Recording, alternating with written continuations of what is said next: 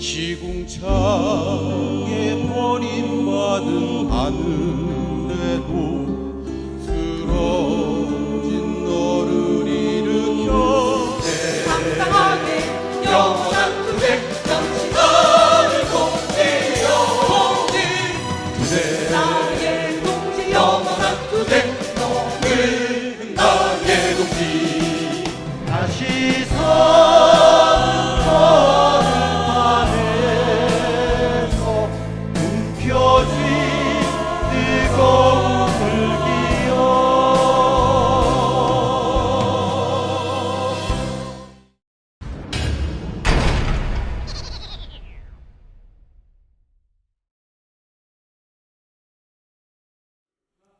겸손은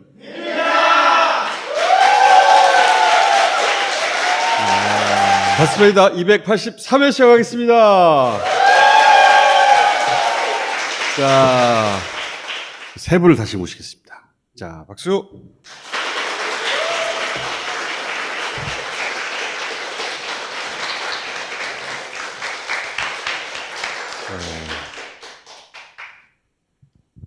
이 80년대 운동권에는 노래패들이 있었어요. 메아리, 노래얼, 울림터, 그리고 소리사랑. 여기가 일진이에요. 본인 소개부터 쭉 부탁드립니다. 안녕하세요. 저는 성균관대 노래패 소리사랑 87학번 장은경입니다. 반갑습니다. 안녕하세요. 88학번 김병희입니다. 반갑습니다. 안녕하세요. 소리사랑 91학번 유영민입니다. 반갑습니다. 91학번? 네. 소리사랑 하면 광야에서 문대현 씨가 만든 거죠. 그 운동권 노래 데이트곡들이 있어요. 소라소라 푸른 소라, 울림터, 안치환 씨가 만든 거예요. 그날이 오면 메아리의 문승현 씨가 만든 거고 시대를 뛰어넘는 명곡들을 만들었죠. 왜 이런 공연을 기억하신 거예요? 일단은 이런 귀한 자리에 또 초대해 주셔서 정말 감사드리고 화면에서만 뵙던 분을 이렇게 보니까 감회가 새로운데 같은 세대야. 저희 소리사랑이 40주년이 되었어요. 몇십 년 만에 만났는데도 저희가 노래라는 매개체가 있다 보니까 노래만 가지고도 저희는 한 4시간 동안 말없이 노래만 계속 할 수 있을 정도가 되더라고요. 각자 사는 게 다 다르고 회사를 다니고 그러다 만났는데도 예전에 했던 노래를 하면서 뜨겁게 하다가 또 누구 돌림 노래 하다가 우리 뭔가 좀 해봤으면 좋겠다. 그리고 그동안 저희가 남겨둔 것이 너무 없어서 그 역사에 비해서 남은 부분이 없어서 뭔가 좀 남겨보자. 사실은 가족잔치처럼 하려고 시작을 했는데 저희가 공연을 한다라는 얘기를 전에 듣고 어떤 내용인지도 모르는데 묻지도 따지지도 않고 후원을 하시는 분들이 너무 줄을 잇게 된 거예요. 일이 커져서 결국은 지금 그 소극장을 334석을 빌린 것을 조금 안타까워하고 있어요. 근데 이제 저희가 여기 나오면서 걱정이 있어요. 여기 굉장한 데라고 들었는데 저희가 나간 다음에 사실은 다음 주가 공연인데 많이 오시라는 말씀을 못 드리겠고 표가 다 팔렸어요 이미? 표가 거의 다 팔린 상황입니다. 텅텅 비어 있을 줄 알고 모셨더니. 예. 저희가 그래도 이 무대를 오고 싶었던 거는 이제 여러분들과 함께 그 저희 노래 좀 공유하고 싶어서 그리고 혹시 못 오시더라도 영상을 통해서도 또 봐주시면 좋겠고. 공연을 그러면 네, 그렇습니다. 추가 기획해 주세요. 소리사랑이 공연을 하잖아요. 그러면 울림터, 뭐 메아리, 노래얼 그 시절에 활동하던 그 양반들도 저것들이 그 양반도 틀림없이 울림터도 저희 거를 이제 레퍼런스 삼아서 다음 공연 준비하신다고 하더라고요. 다 하고 싶을 거야 아마. 근데 91학번이 왜 나온 거예요? 너 50대예요. 50대. 두 가지 이유 때문에 모셔야겠다 싶었는데 하나는 광야에서 그 시절 이 노래를 불렀던 그 노래패로부터 오리지널하게 듣고 싶다. 두 번째는 그 시절의 감각으로 여전히 살고 있는 사람이 대통령이에요. 그래서 그 시절의 감각으로 지금 현재를 노래하는 센터 사랑이라든가 그분인가요? 그러니까 고려해 보도록 하겠습니다. 은경이 누나가 만드는 걸로 하겠습니다. 네, 노래 잘 만드시니까요. 80년대 저 감성으로 지금의 상황을 노래하는 거예요. 꼭 만들어야 되네, 꼭. 네. 네. 문대현 씨한테 네. 센터 사랑 만들어 달라고. 용산 숙지 이런 거. 제목으로 참 좋네요. 센터 사랑 용산 숙지. 틀림없이 21세기 집회에서 이 노래를 부를 날이 올 거예요. 예언인가요? 알면서. 이 멤버 그대로 다시 나와주세요. 네. 노력해 보겠습니다. 자, 여기까지 하겠습니다. 감사합니다. 대학가 노래패 시리즈를 해봐야 되겠어요, 이거. 재밌을 것 같은데. 시리고 무너지는 잇몸 관리가 구강 관리의 시작이라던데. 그러다 뒤늦게 임플란트 하시려고요? 32개 전부 다? 그러지 말고 파인프라로 미리미리 관리해주세요. 합성 보존제 없이 천연 유래 성분의 특허 기술을 더해 만든 파인프라 치약. 천연의 특허를 더하다. 제우 메디컬 파인프라. 딴지마켓에서 구매하세요.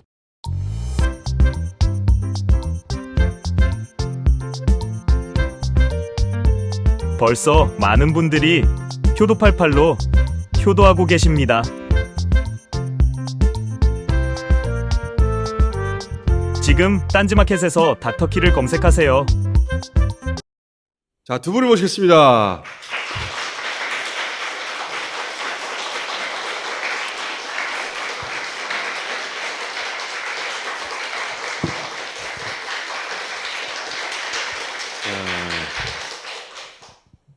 이태원 참사, 예, 벌써 1년이 돼갑니다.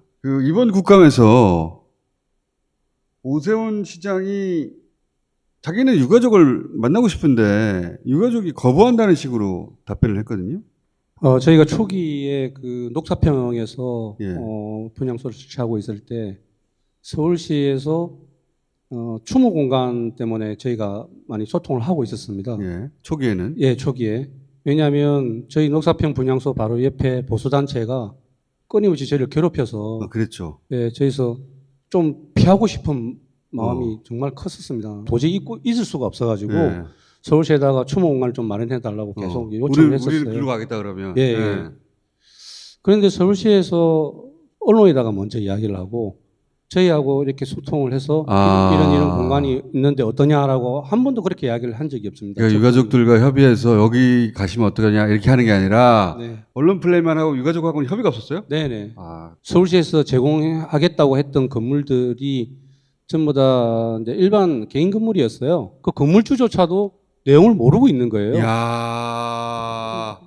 결정적으로 저희가 서울시하고 소통을 단절했던 이유가 100일 추모제를 하면서 예. 광화문 쪽에 저희가 분향소를 옮기겠다고 이야기를 하고 이제 가려고 했을 때 그때 급하게 서울시에서 저희한테 제안했던 게 녹사평역 지하 4층이었어요. 그 여기 지하 4층으로 내려가라. 예.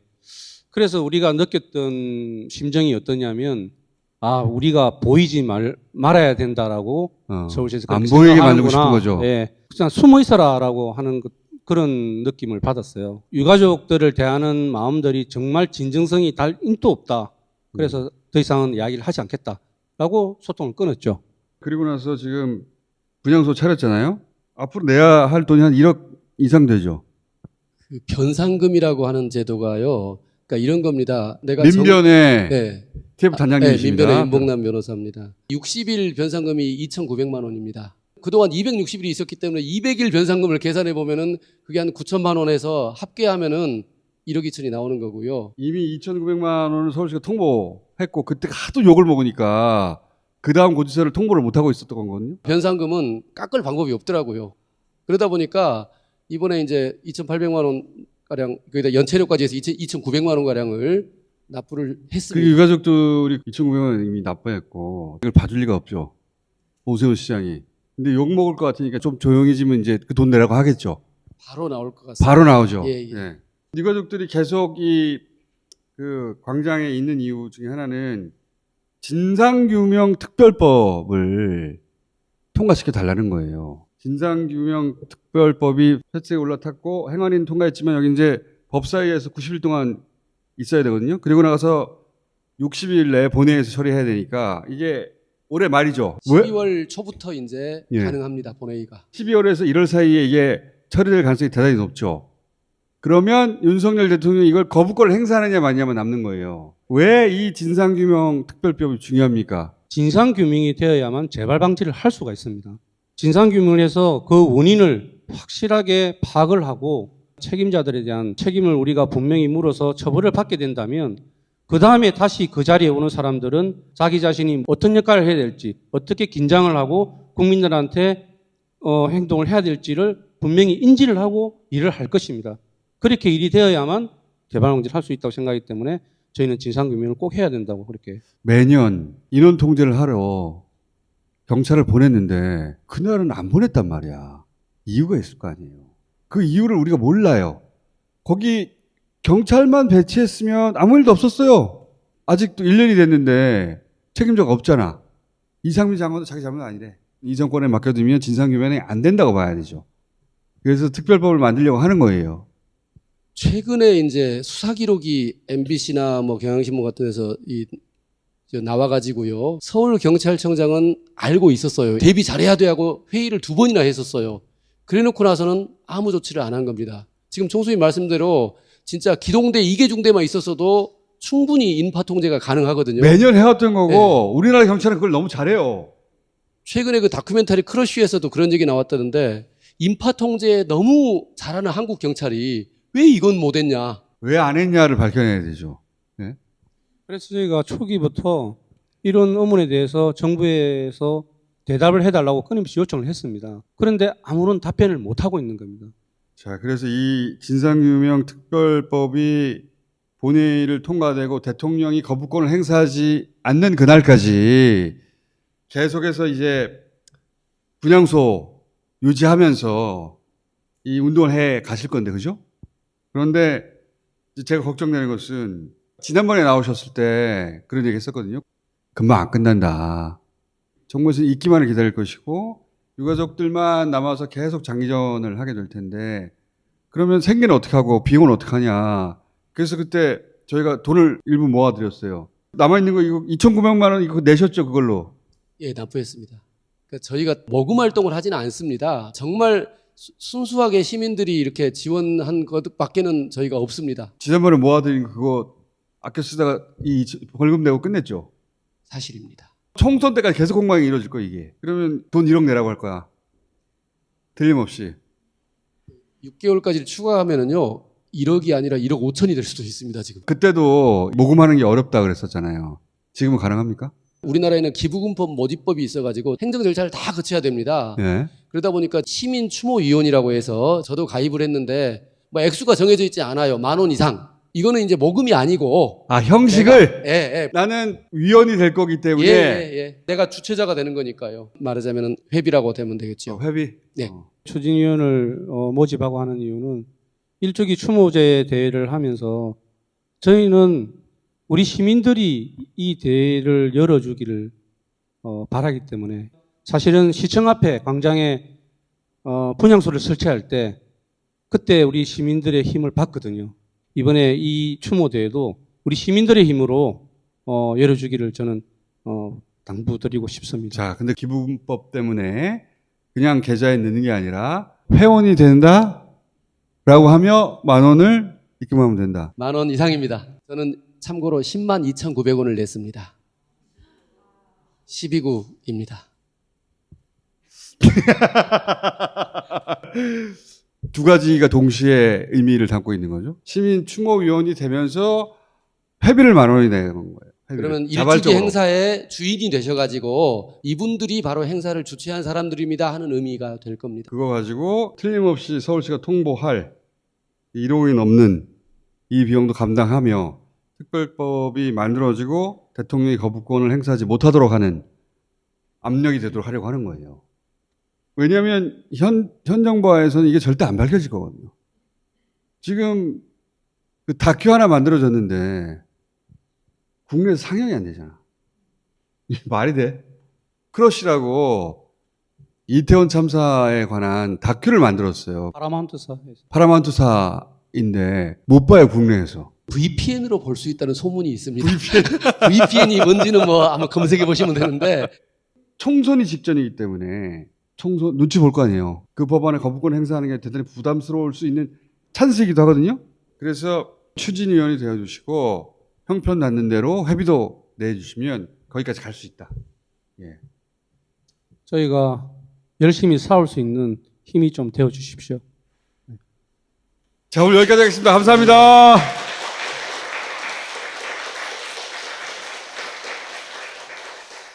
이 기록단이 책도 냈어요. 책도 내고 있고, 그리고 10월 29일 오후 5시에 서울광장에서 추모 대회도 합니다.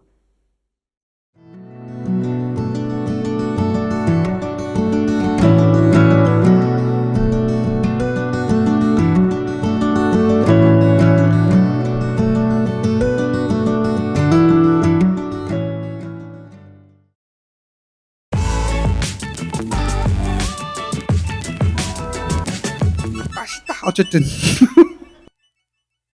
농약 한 방울 없이, 비료 한 톨 없이, 비바람 이슬을 맞으며 더운 계절 추운 계절을 이겨내며 함양 지리산 자락에서 7년을 자라납니다. 산삼순백. 딴지마켓에서 홍삼 가격으로 진짜 산양삼을 만나보세요. 산삼! 사포닌이 함량 많이 돼 있다고 합니다. 저 인삼, 삼삼 이런 거 안 먹는데 먹어봤어요. 이달 말까지 1+1 하고 있습니다. 현미, 귀리, 보리 전부 국내산 발화 통곡물인 거 확인했지? 네, 확인했습니다. 유산균 코팅 들어간다. 됐어. 포장. 성공했습니다, 닥터! 닥터 시리얼이라 부르게. 딴지마켓에서 만나는 최강 조합의 시리얼 닥스메디 닥터 시리얼. 당류를 넣지 않았다고 하네요. 당류. 유기농 발화 통곡물 5종으로만 만든 시리얼이다. 할인 판매하고 있어요. 당당하게 품질 보증 3년 애플비데. 애플비데는 품질 자신감으로 3년 동안 수리비를 받지 않아요. 비데 관리 아무나에게 맡기시나요? 설치부터 청소, AS까지 원스톱으로 진행해요. 전문가가 만들고 관리하면 달라요. 애플비데를 지금 검색하세요. 자, 애플비데. 17년이나 됐구나, 애플비데가. 애플비데는 저도 쓰고 있습니다. 처음 쓰시는 분들은 주의하시고요. 통변 기능이 있어요. 잘못 사용하면은 터미네이터, 기계가 인간을 공격하는 거 아니에요? 비데가 나를 공격하는 건가? 그런 오해를 할 수 있습니다. 근데 친해지면 이제 계속 쓰게 돼 있어요. 예. 두 분을 모시겠습니다.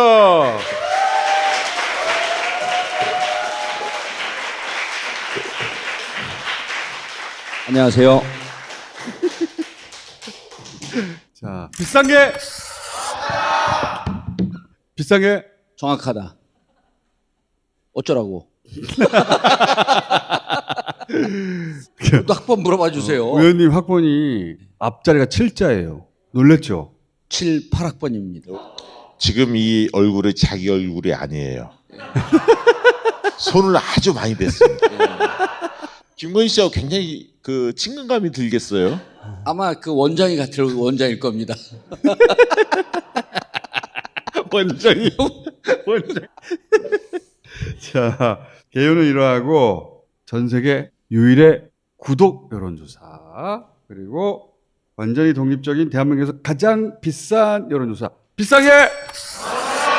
비싸게! 자, 근데 최근에 굉장히 흥미로운 일이 있었어요. 전화 면접 주로 하는 조사업계. 네. 한국조사협회죠. ARS는 믿을 수 없다. 10수년 전부터 그래 왔거든요. 그 업계에서는. 갑자기 ARS가 나와가지고 막 시장을 잠시가 가니까. 근데 조선일보가 갑자기 참전을 하잖아. 그러면서 가짜 뉴스 뺨치는 불량한 여론조사가 있다. 그러면서 여론조사 꽃도 얘기를 해. 여론조작. 이런 얘기 하면서. 내 이름도 거론됐어, 시발. 근데 이 ARS를 믿을 수 없다고 한 조사 협회의 대표적인 업체가 한국갤럽, MBS 이런 것입니다. 그렇죠. 예. 여론조사의 신뢰도는 뭘로 확인해? 선거 결과로 확인하는 거예요. 근데 갤럽과 MBS의 보궐선거 직전 수치를 보면 갤럽은 서울 정당 지지율이 9월 셋째 주에 국민의힘이 41이었어요. 네. 민주당은 26이었어요. NBS는 선거가 있는 그 당일까지 조사해서 국민의힘 31, 민주당 23. 그러니까 갤럽 기준으로도 NBS 기준으로도 서울에서 완패해야 되는 거예요. 서울 전체 평균이지 않느냐 이렇게 말할 수도 있는데 당시의 여론조사 꽃은 민주당 44, 국민의힘 31이었어. 이제 사실은 강서 지역이 민주당이 좀 강세 지역이긴 하잖아요. 서울 평균에 비해서 뭐 한 4~5% 정도가 민주당이 좀 더 높게 나왔다. 그러면 상식적으로 끄덕끄덕. 우리 조사로는 보궐선거 직전에 민주당 44, 국민의힘 31. 그러니까 선거 결과하고 따지자면 한 4% 차이 나는 거예요. 딱 맞죠, 그게. 보궐선거에서 17% 차이가 났잖아. 근데 당시 여론조사 꽃의 서울 평균은 13% 정도가 차이 나니까 강세 지역에서 4% 정도 더 차이가 났단 말이야. 전통적으로 강서는 민주당이 한 4% 정도가 계속 높았어요. 지금 한 얘기잖아요. 아니 그러니까 13% 민주당이 높았잖아요. 딱 맞죠. 17% 높은 게 딱 맞았다는 거예요. 딱 맞죠. 그 얘기 좀 전에 한 얘기 그대로 한 거예요. 강서구 보궐선거 결과는 여론조사 꽃이 16%를 예측하여 1% 차이로 맞췄고, 근데 갤럽, MBS는 두 자리 수 차이로 국민의힘이 앞서. 조선일보 논리대로면 갤럽과 MBS가 가짜뉴스 뺨치는 업체가 되는 거 아니야. 근데 조선일보가 공개하고 싶은 것은 ARS 업체예요. 그렇죠. 왜냐하면 ARS 조사를 하면 민주당이 한 10%포인트 이상 이기거든요, 되게. 그런 게 이제 계속 나오면, 이 여론을 또 형성하거든요. 조선일보가 여기 참전한 이유는 ARS 업체들을 위축시키고, ARS 업체가 발표한 수치는 인용하지 못하게 그런 분위기를 만들려고 하는 거예요. 그렇습니다. 뉴스토마토 RN서치 하는 데도 있고요. 그 조원 CNI인가요? 그런 조사들이 다 ARS 조사를 하고 있대요. 근데 그 조사들은 한결같이 민주당이 한 10% 전후로 앞선단 말이죠. 리얼미터는 에너지경제신문이 매주 하죠. 이걸 못하게 하고 싶은 거야. 그럴 줄 알고 여론조사 꽃은 둘 다 하지. 그러니까. 어떤 수단으로 공격해도 우리는 잡을 수가 없어요. 정봉주 의원님하고 김용남 의원하고 뭐 유튜브 방송에서 방송을 했었는데 실제로 자기들도 한 15% 이상 격차가 실제 나고 있다라는 걸 인정하더라고. 왜냐하면 김용남 의원도 수원이잖아요. 지난번 21대 총선엔 10%포인트 졌대요. 근데 지금 느끼면 좀 더 벌어진 느낌이 난다는 거야. 그럼 내가 뭘 어떻게 한다고 해도 인물 경쟁력으로 돌파가 안 되는 거예요. 그렇지. 갤럽 조사나 MBS 조사 신뢰하면 그 정도 호들갑을 안 떨 텐데 강서 결과도 봤지만 여론조사 꽃이 계속 일관되게 하고 있는 게 이게 맞구나. 요즘 여의도에서 여론조사 꽃이 많이 회자되고 있어요. C5일보 기자들도 구독하고 있다라고 하는 얘기를 하니까 C5일보. 예, 언론에 안 나온 게 국힘에서 수도권 출마 예상자들 좀 그나마 선전할 수 있는 사람들이 지금 많이 빠졌어요. 어딜 가냐면 여러분들이 잘 모르지만 공기관이 생각 외로 많습니다. 저도 그럴 것 같아. 차관급으로 공기관 단체장들이 많은데 그쪽으로 많이 빠졌어요. 정치인들은요 총선 안 나가면 안 되는 죽는 줄 알아요. 그런 유혹이 올 때 예전 같으면 나 총선 나갑니다 이러거든요. 근데 지금은 안 그러고 갓대는 거예요 다. 민주당에서 국민의힘 쪽 기웃거리는 의원들이 한두 명 있다면서요? 3명 있어요. 아니 근데 한 3명쯤 되는데 그중에 한 명은 욕심을 내고 있고 국힘에서 한 명은 안 왔으면 좋겠는데 하는데 한 달 전쯤에 왔으면 했어요. 근데 여론조사 꽃 결과가 발표가 되면서 민주 진영과 민주당 지지하는 분들은 여론조사 꽃 결과가 얼마가 나오는지 이것만 보고 있으면 돼요. 한 번이라도 민주당 찍었던 분들, 대선 때 이재명 찍었던 분들, 그분들이 찍으면 민주당 무조건 이깁니다. 그러니까 다른 거 볼 거 없이 꽃만 보면 됩니다. 이 민주당에 입당한 지가 지금 근 40년 됐거든요. 이 40년 동안에요. 여론조사 갖고 이렇게 콩복듯이 난리 피는 거 처음 봤어요. 그치. 정당을 하는 분들은 여론조사 결과 이렇게 나오는구나 추세가. 그러면은 국민 여론의 지지를 끌어올리기 위해서 정책을 바꿔야 되잖아요. 여론조사를 없애려고 그래. 아니 대통령을 바꿀 수는 없잖아요. 바꿀 수 있다니까요, 내년에. 여권 입장에서. 아니, 내년 총선이 왜 민주당 지지자들의 관심이 높은가 하면, 이번에 정말 의석수를 많이 하면, 총선이 아니라 대선을 치를 수 있겠구나? 이번 총선은 총선이라고 쓰고 대선이라고 읽는 거구나. 설마 다음 대선 준비하시는 건 아니시죠? 아니, 그런 말 하면 안 돼. 없었다가도 머릿속에 생길 수가 있어.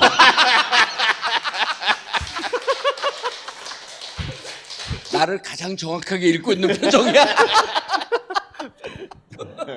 의원님, 이번에 그러면 안 돼요. 참 우려스러운 표정이었어요. 모처럼. 내가 한두 번 봤어야지. 한두 번. 오세훈 그 사퇴 할 때 있잖아요. 울면서 막. 낙검수 초기야, 그때. 오세훈 막 울면서 무상급식 가지고. 보수의 꽃갈콘? 그러니까 보수의 아이콘이 되려고 그랬는데 꽃갈콘이 됐다고. 그때 막 사퇴하고 울고 그랬을 때 갑자기 정봉주 의원이 피를 받은 거야. 저 자리 비었네. 정봉주 의원이 본인의 과거 보좌관들 쫙 부른 거야. 서울시장 나가야 되겠다고 진지하게. 그 중에 여준성 원주에 이번에 출마하려고 하는 여준성 있죠. 그때 이제 다른 국회의원 보좌관 하고 있었죠. 정봉주 의원이 찾아간 거야. 나 서울시장 나가겠다고. 그래서 여준성 부장관이 의원회관 복도에서 그 얘기를 듣고 있다가 이렇게 얘기했다는 거 아니야. 의원님 정신 차리세요.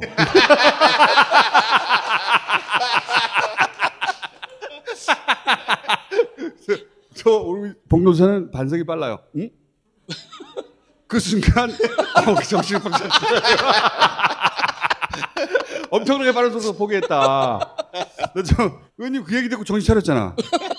그죠? 차린 것 같아요. 그 이후로 몇 번 있거든요. 그런 게.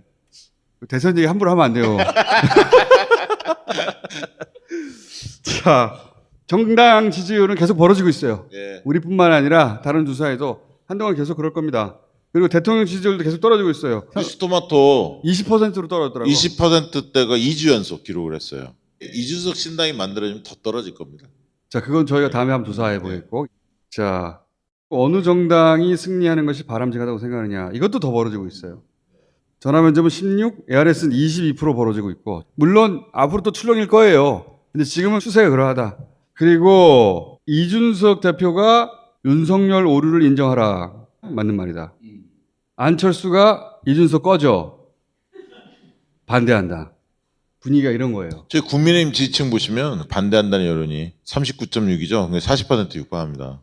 만약에 나가서 새로운 당을 만든다면 국민의힘 지지층 일부가 글로 옮겨갈 가능성이 꽤 있는 거예요. 있죠. 예. 민주당 약지지층도 옮겨갈 수 있어요. 어느 정도 옮겨갈 건지는 저희도 한번 조사를 해봐야 알겠어요. 네, 다음 주에 조사하니까요. 네. 예. 근데 실제 만들어지면 지지율은 떨어지게 돼 있어요. 네. 과거에 항상 그래왔고. 뭐 금태섭 신당도 처음에는 조금 나올 것처럼 하지만 지금 뭐 의미 없잖아요. 그 다음에 이재명 쪼개기 기소하고 있죠. 이거 정적 죽이기 아니냐. 공감한다. 52대 42. 자, 최근에 김건희 엑셀 파일 작성했던 것으로 주목된 그 투자사 임원이 유죄 판결 받았거든요. 거기서 김건희 계좌가 쓰였어.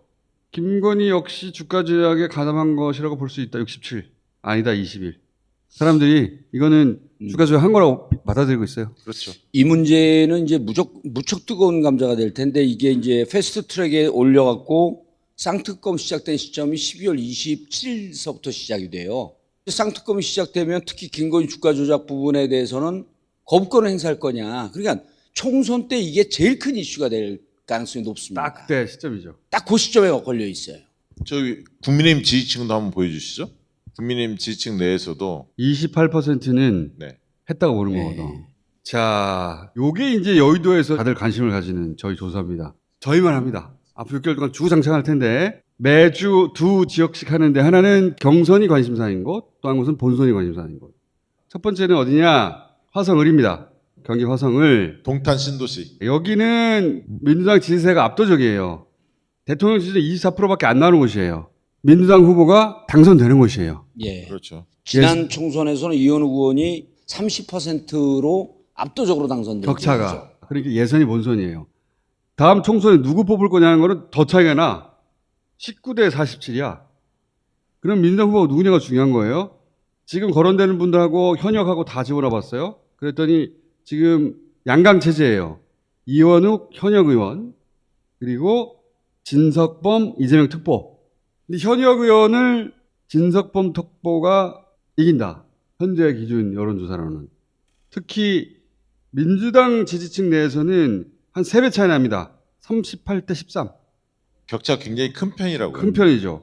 이건 사실 충격적인 수치죠. 국민의힘 지지층은 반면 진석범 0, 이원욱 21. 이원욱 지역은 권리당원을 전국에서 랭킹 안에 들어갈 정도로 많이 모집한 지역이에요. 조직이 제일 탄탄한 지역으로 한 랭킹 10위 안에 들어갔던 지역입니다. 그런데 자기가 모집했던 당원들조차도 저 이현욱입니다. 이렇게 받았던 사람들조차도 돌아섰을 가능성이 있다 이렇게 보이는 거예요. 아니 사실 이현욱 의원이 대중적인 지명도나 존재감이 그렇게 센 정치인이 아니었거든요. 근데 이제 대선 끝나고 이재명 때리기에 집중한 거 아닙니까? 이현 의원이 언론 노출이 극대화된 건 최근 한 2달 사이죠. 체포동의안 전국에 들어가면서 이재명 대표를 최전방에서 공격했던 민주당 의원들 한 탑5 안에 들어갈 겁니다. 국민의힘 지지층에도 그렇게 각인되어 있는 거예요. 왜냐하면 국민의힘 지지층에서는 진석범 0, 이원욱 21이나 나온 거예요. 그렇죠. 그리고 무당층은 진석범 0, 이원욱 10. 진석범 예비 후보의 약점은 민주당 지지층 외에는 인지도가 대단히 낮다는 거예요. 그렇죠. 지금 모른다는 거예요. 이현욱 의원에 대한 민주당 지지층 내에서 평가 5개월 안에 스탠스가 바뀌면 이게 바뀔까요? 이름들을 거론할 때 직책을 거론하게 돼 있어요. 이재명 특보라고 넣은 그 직함덕을 본 것이 있을 겁니다. 분명히 있어요. 근데 경선 들어갈 때 그걸 넣고 들어가느냐, 떼고 들어가느냐. 당대표 특보라고 이재명 대표 이름은 못 씁니다. 당대표 특보라고 넣어도 저는 조금은 차이가 있지만 큰 흐름에는 큰 왜냐하면 결과 차이가 없을 거라고 보세요. 봅니다. 이게 선거운동 들어가면 앞으로 몇 개월 캠페인 할 텐데 그럼 언론에 계속 이재명 당대표 특보가 실제 직함이니까 계속 소개가 될 거고 명함도 나눠주고 현수막도 붙이고 예비 홍보물도 나가고 계속 그렇게 홍보 활동을 할 거예요. 두 분의 분석으로는 진 예비 후보가 잘했다기보다는 이원욱 의원의 현재 자살골에 가깝다. 그렇죠. 예. 다시 공천을 받으려면 뭘 제대로 해야 되는 상황이고, 그리고 그다음 서초구 을 정당 지지율을 봐도 13% 국민의힘이 앞서요. 화성을 해서는 대통령이 20%였잖아요. 여기는 40%. 네, 여기는 42%예요. 다음 총선 때 누가 돼야 되느냐? 28대 43이에요. 그러니까 국민의힘 후보가 당선되는 곳인데, 근데 우리가 여기를 주목한 이유는 여기에 홍익표 삼선이자 원내대표가 출마표를 던졌단 말이지. 보니까 정당으로는 15%, 예. 이제 8%로 좁혀지죠. 홍익표 의원의 인물 경쟁력이 있다는 거지. 그렇죠. 요 차이는요. 지난 2020년 총선 때 박경미 후보하고 벌어진 차이보다 더 좁혀졌어요. 그때 참 그 선거운동 잘했다고 했었거든요. 예, 근데 그때보다도 좁혀졌어요. 의미 있는 문 대통령이 지지율 60%였고 180석 할 때예요. 그때보다 더 좁혀졌다는 거야. 그러니까 홍익표 의원의 경쟁력이 있다는 거죠, 지금. 있죠. 있고 저는 뭐 격차는 더 좁혀질 수 있다고 봅니다. 여기는 20대, 30대도 국민의힘 지지층이 더 많아요. 근데 40대, 50대는 아니에요. 서초동의 40, 50대는 민주당 지지층이 2배나 돼요. 꽤 많습니다, 이게. 이 동네의 남성은 박빙이에요. 심지어 0.1 앞서요. 서초동에서 표차를 내는 것은 여성입니다. 27대 44예요. 부동산에 관심이 많은 층이라고 봐야 돼요. 두 번째는 저분이 원래 여성들한테 인기가 많은 스타일이거든요. 예의 바르고 스마트하죠. 예. 저 서초 을 같은 경우는 박경미 의원 때 민주당이 다 결집됐다고 볼 수가 없어요. 항상 민주당이 떨어지니까 민주당 지지하는 분들이 100% 다 투표장에 나오지 않습니다. 근데 이제 홍익표 의원은 한번 해볼 만한 의원이 왔는데 민주당 지지층이 결집될 가능성이 있고 그럼 이제 한 2, 3% 좁혀집니다. 그럼 박성중 후보로 계속 갈 거냐? 여기 또 바꿀 것 같아. 만약에 인물이 바뀌게 되면 그쪽 마이너스 한 2, 3% 되고 또 한 2, 3% 좁혀집니다. 근데 만약에 보수 성향의 제3신당이 출연한다고 한다게 되면 여기는 진짜 한번 싸워볼 만한 지역이 되는 거죠. 그리고 홍익표 의원은 만약 여기서 당선되면 아까 우리가 금기시했던 대권 나가봐야 되는 거 아니에요? 설마 의원님처럼 바로 될까 그게? 바로 됩니다. 이제 요 대목에서 휴민트 정보를 이제 가동을 해야 되는데 홍익표 의원이 삼선한 줄 여러분 잘 모르셨을 거예요. 운동권 출신이고 운동권 했던 분들이 대부분 정치권에 들어오거나 사회활동을 하는데 이분은 공부를 해서 교수가 된 분입니다. 그리고 조용한 분이에요. 왜 서초동으로 갔지? 뒤늦게 알면서 홍익표 의원 그런 점이 있었어? 괜찮네? 이 무슨 말씀이냐면 시간이 지나면 지날수록 지역에서 인물 호소력이 꽤 높아질 수 있다. 반면에 이제 박성중 의원은 최근에 친윤 선언하고 뛰고 있는데 친윤 아닙니다. 갑자기 교체될 가능성 높습니다. 그렇기 때문에 한번 해볼 만한 싸움이다. 30대 무응답 한번 보세요. 많잖아요. 20, 30대가. 그러니까 젊은 층들한테 홍익표 의원이 잘 안 알려져 있어요. 그래서 앞으로 여지가 있다. 상승 여지가. 여기는 진짜 민주당 지지세가 한번 결집하게 되면 해볼 수 있는 지역이라고 하는 게 한 번도 우리가 진짜 싸움을 안 해본 지역이에요. 그래서 안 될 거라고 생각하고 지뢰. 우리 지지자들이 안 나오는 거예요. 여기서 이기면 옆 동네가 나경원, 이수진 붙는 동작을이에요. 나경원을 잡을 수 있는 가능성도 높아져요. 예, 바로 옆에 여기하고 똑같이 영향을 받는 데가 강남을이에요. 강남을은 우리가 한 번 또 이겨본 지역이야. 그 강남을의 후보를 제대로 내면 여기하고 강남을이 같이 싸워볼 만한 지역이 됩니다. 원래 의원님이 강남 좌파로 불리우지 않았나요? 그쪽 나갈 생각은 없습니까? 그런 얘기 하지 말라 그랬죠. 자꾸 그런 얘기하면 감옥 가는데 감옥 가도 괜찮아? 그래서 서초울이 선전하고 강남울이 선전해서 만에 하나 우리 기대대로 이긴다면 여러분들이 원하는 의석수에 갑니다. 강남 가시죠. 그런 얘기 하지 말라 그랬지. 자, 들어가실 때가 된 것 같습니다. 안녕. 비싼 게 어떻게 해야 돼?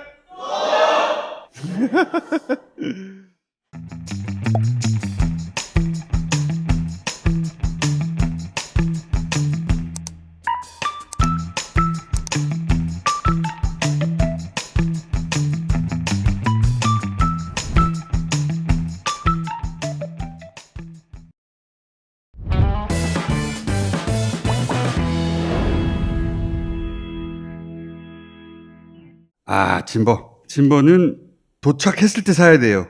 거기서 날아오기 때문에 도착했을 때 사야 한다. 지금 도착했다. 이렇게 이벤트 하고 있습니다.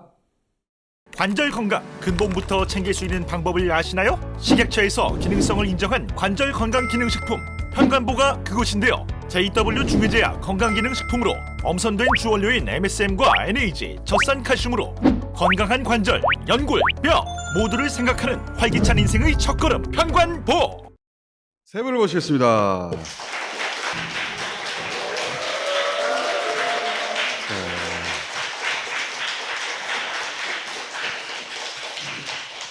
자, 지난주에는 우리 알파고가 못 나왔어요.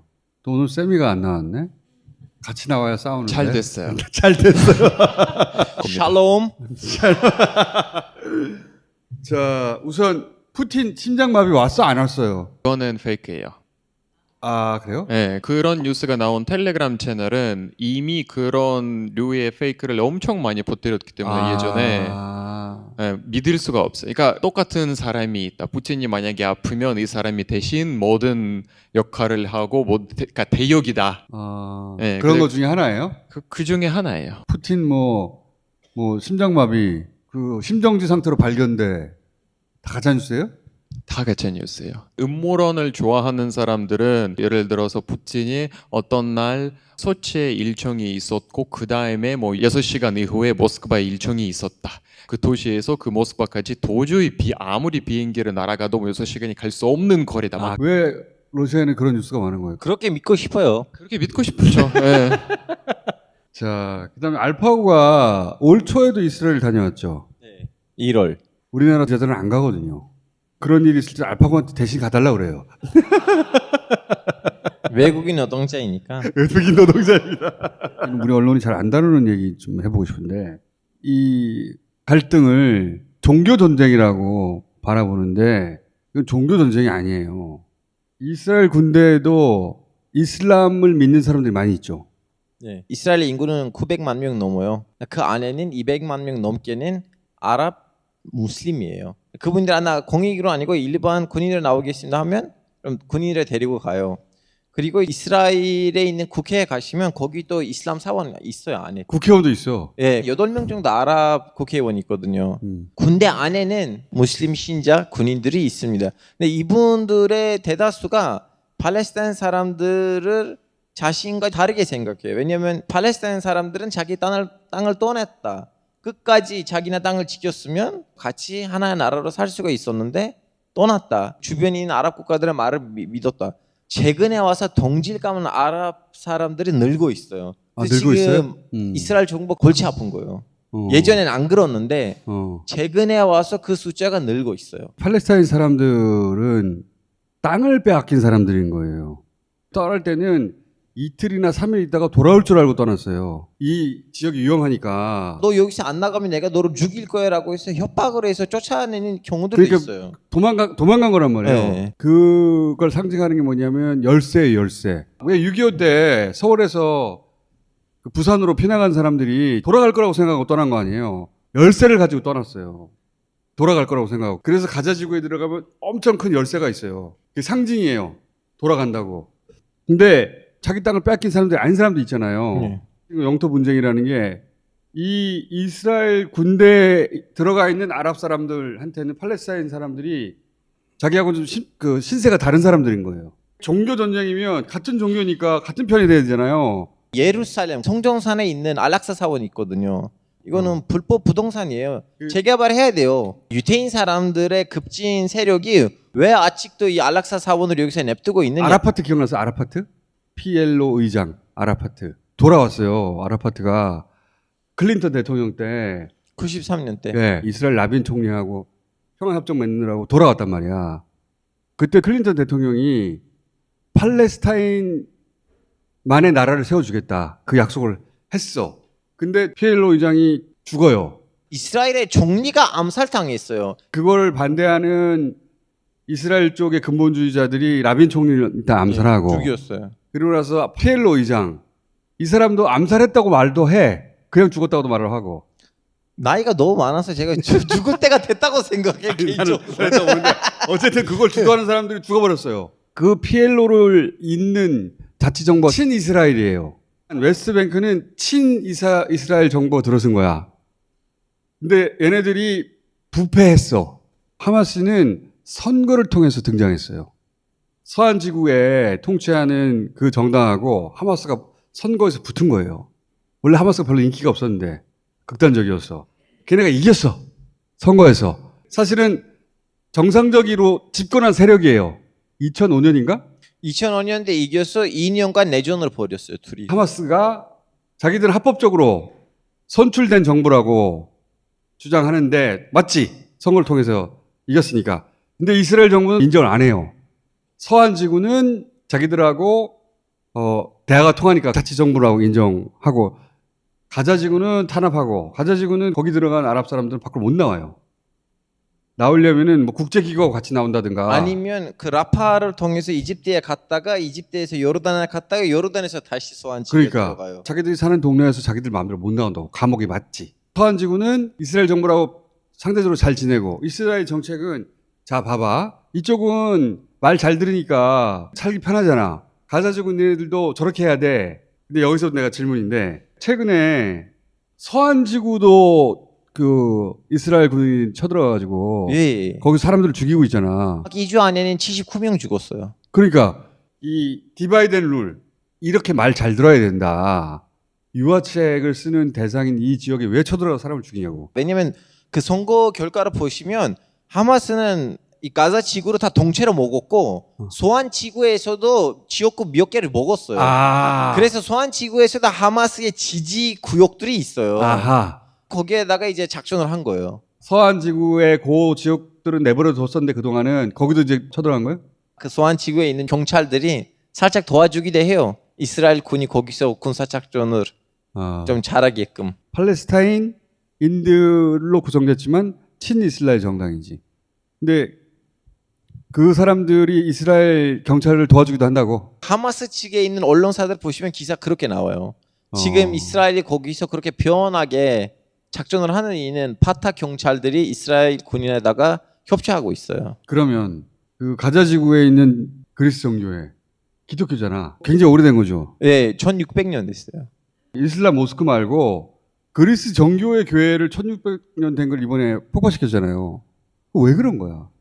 제가 이번에 이제 예루살렘 구시가지에 갔을 때는 거기 있는 아르메니아 종교와 사람들이랑 만났고 있죠, 거기도. 예, 그 아르메니아 구역이 있어요. 네 번째 섹터로 있지. 맞아. 예, 딱 그 유대교하고 그 기독교 중간에는 아르메니아 구역이 있어요. 유대교 구역, 기독교 구역, 아르메니아 구역, 이슬람 구역 이렇게 분리돼 있어요. 딱 골목으로 딱 나눠놨어. 그런데 딱 정확하게 이렇게 4분의 1로 분리시킨 거예요. 예루살렘을. 거기 갔었을 때 무슨 일이 생겼냐면요. 그 대주교회 같은 사람 있잖아요. 몰래 교회의 땅을 팔았대요. 유대인들한테. 그거 들통나가지고 그 교회에 있는 신자들하고 이제 사도들이 일어나가지고 그 대주교를 이제 하차시킨 거예요. 몰래. 예루살렘 구시가지? 네, 예루살렘 구시가지에서 그 벽돌로 둘러싸인 그 구시가지? 예. 딱 나눠놓은 걸 예. 그걸 야금야금 팔았다고? 예. 그거 들통났어요. 그래서 이제 이 사람이 이제 그리스로 쫓겨났는데 편지를 남겼어요. 나도 나름대로 이유가 있었는데 제발 내가 죽을 때는 나를 예루살렘에다가 묻어라. 야, 장난하냐? 네가 그렇게 땅을 팔아놓고? 거기 있는 기독교인들한테 가서 한번 마이크로 들어보세요. 그분들은 얼마나 불쌍하게 사는지. 옛날 기독교분들은 정교. 그분들도 너무 힘들게 살아요. 특히 제일 피해를 보는 사람들 아르메니아 사람들이에요. 왜냐하면 아제르바이잔하고 이스라엘 사이가 또 좋잖아요. 오히려 부동산의 관점에서 보면 더 잘 이해가 가는 일들이 있어요. 네타냐후가 가자 지구에 있는 팔레스타인 사람들 있잖아요. 여기 시나이 반도에 가면 자기들이 그 시나이 반도 쫙 개발해가지고 잘 살게 해주겠다고 하거든. 아파트 지어주고 시설 빵빵하게 지어주겠다. 부동산 개발. 근데 이제 이 팔레스타인 사람들은 열쇠가 상징하듯이 근데 우리 집이 저기 있는데 내가 어딜 가냐고 말하는 거예요. 그리스 정교회 교회를 왜 폭파시켰냐고 근데. 아니 폭파시킬 땐 가리겠어요. 그러니까 교회라는 걸 신경 쓰지 않는다. 예, 그냥 이 교회 밑에는 아마도 하마스의 그 동굴들이 있을 거다. 종교 전쟁이면 그러면 안 되잖아. 미국에서 이거 좀 이슈가 됐던 게 미국 전 하위원의 친척들이 거기서 2명이 죽었어요. 팔레스타인계 미국인이고 전 하위원인데 어떻게 이렇게까지 됐나. 그게 언론에서 관심 가졌습니다. 미국의 팔레스타인계 출신의 전 의원의 가족들이 이제 교회 안에서 이제 숨어 있었다가 그 교회 안에 있다가 그 교회 안에 있다가 그 전날인가 통화했대요. 거기가 그나마 안전할 거라고 생각하고 왜냐면 모스크도 아니고 그리스 종교니까 그리고 1600년이나 됐으니까 설마 이거를 폭격하랴. 그러니까 이스라엘은 그런 거 안 따지는 거야 지금. 동굴만 있다고 의심이 되거나 아니면 정보가 오면 거기를 싸요. 거기가 진짜 동물이 있는지 없는지보다 훨씬 더 중요한 건 그렇게 때렸을 때 사람들이 받는 심리적 타격이 있잖아. 어떤 것도 안전하지 않구나. 그런 걸 노렸을 수도 있지. 그거 남쪽으로 대피하는 트럭도 몇 개 이제 미사일. 그렇지. 예, 맞았고. 어디도 안전하지 않다 이렇게 생각하게 만들려는 거 아니에요. 팔레스타인 사람들이 지금 안 나가려고 하잖아요. 두려움하고 공포가 있어야지. 그렇지. 나갈 거예요. 1600년 된 그리스 정교 교회에 있어도 안전하지 않다. 그게 밑에 동굴이 있냐 없냐보다 훨씬 더 중요한 것 같아. 동굴이 있는데 많겠지.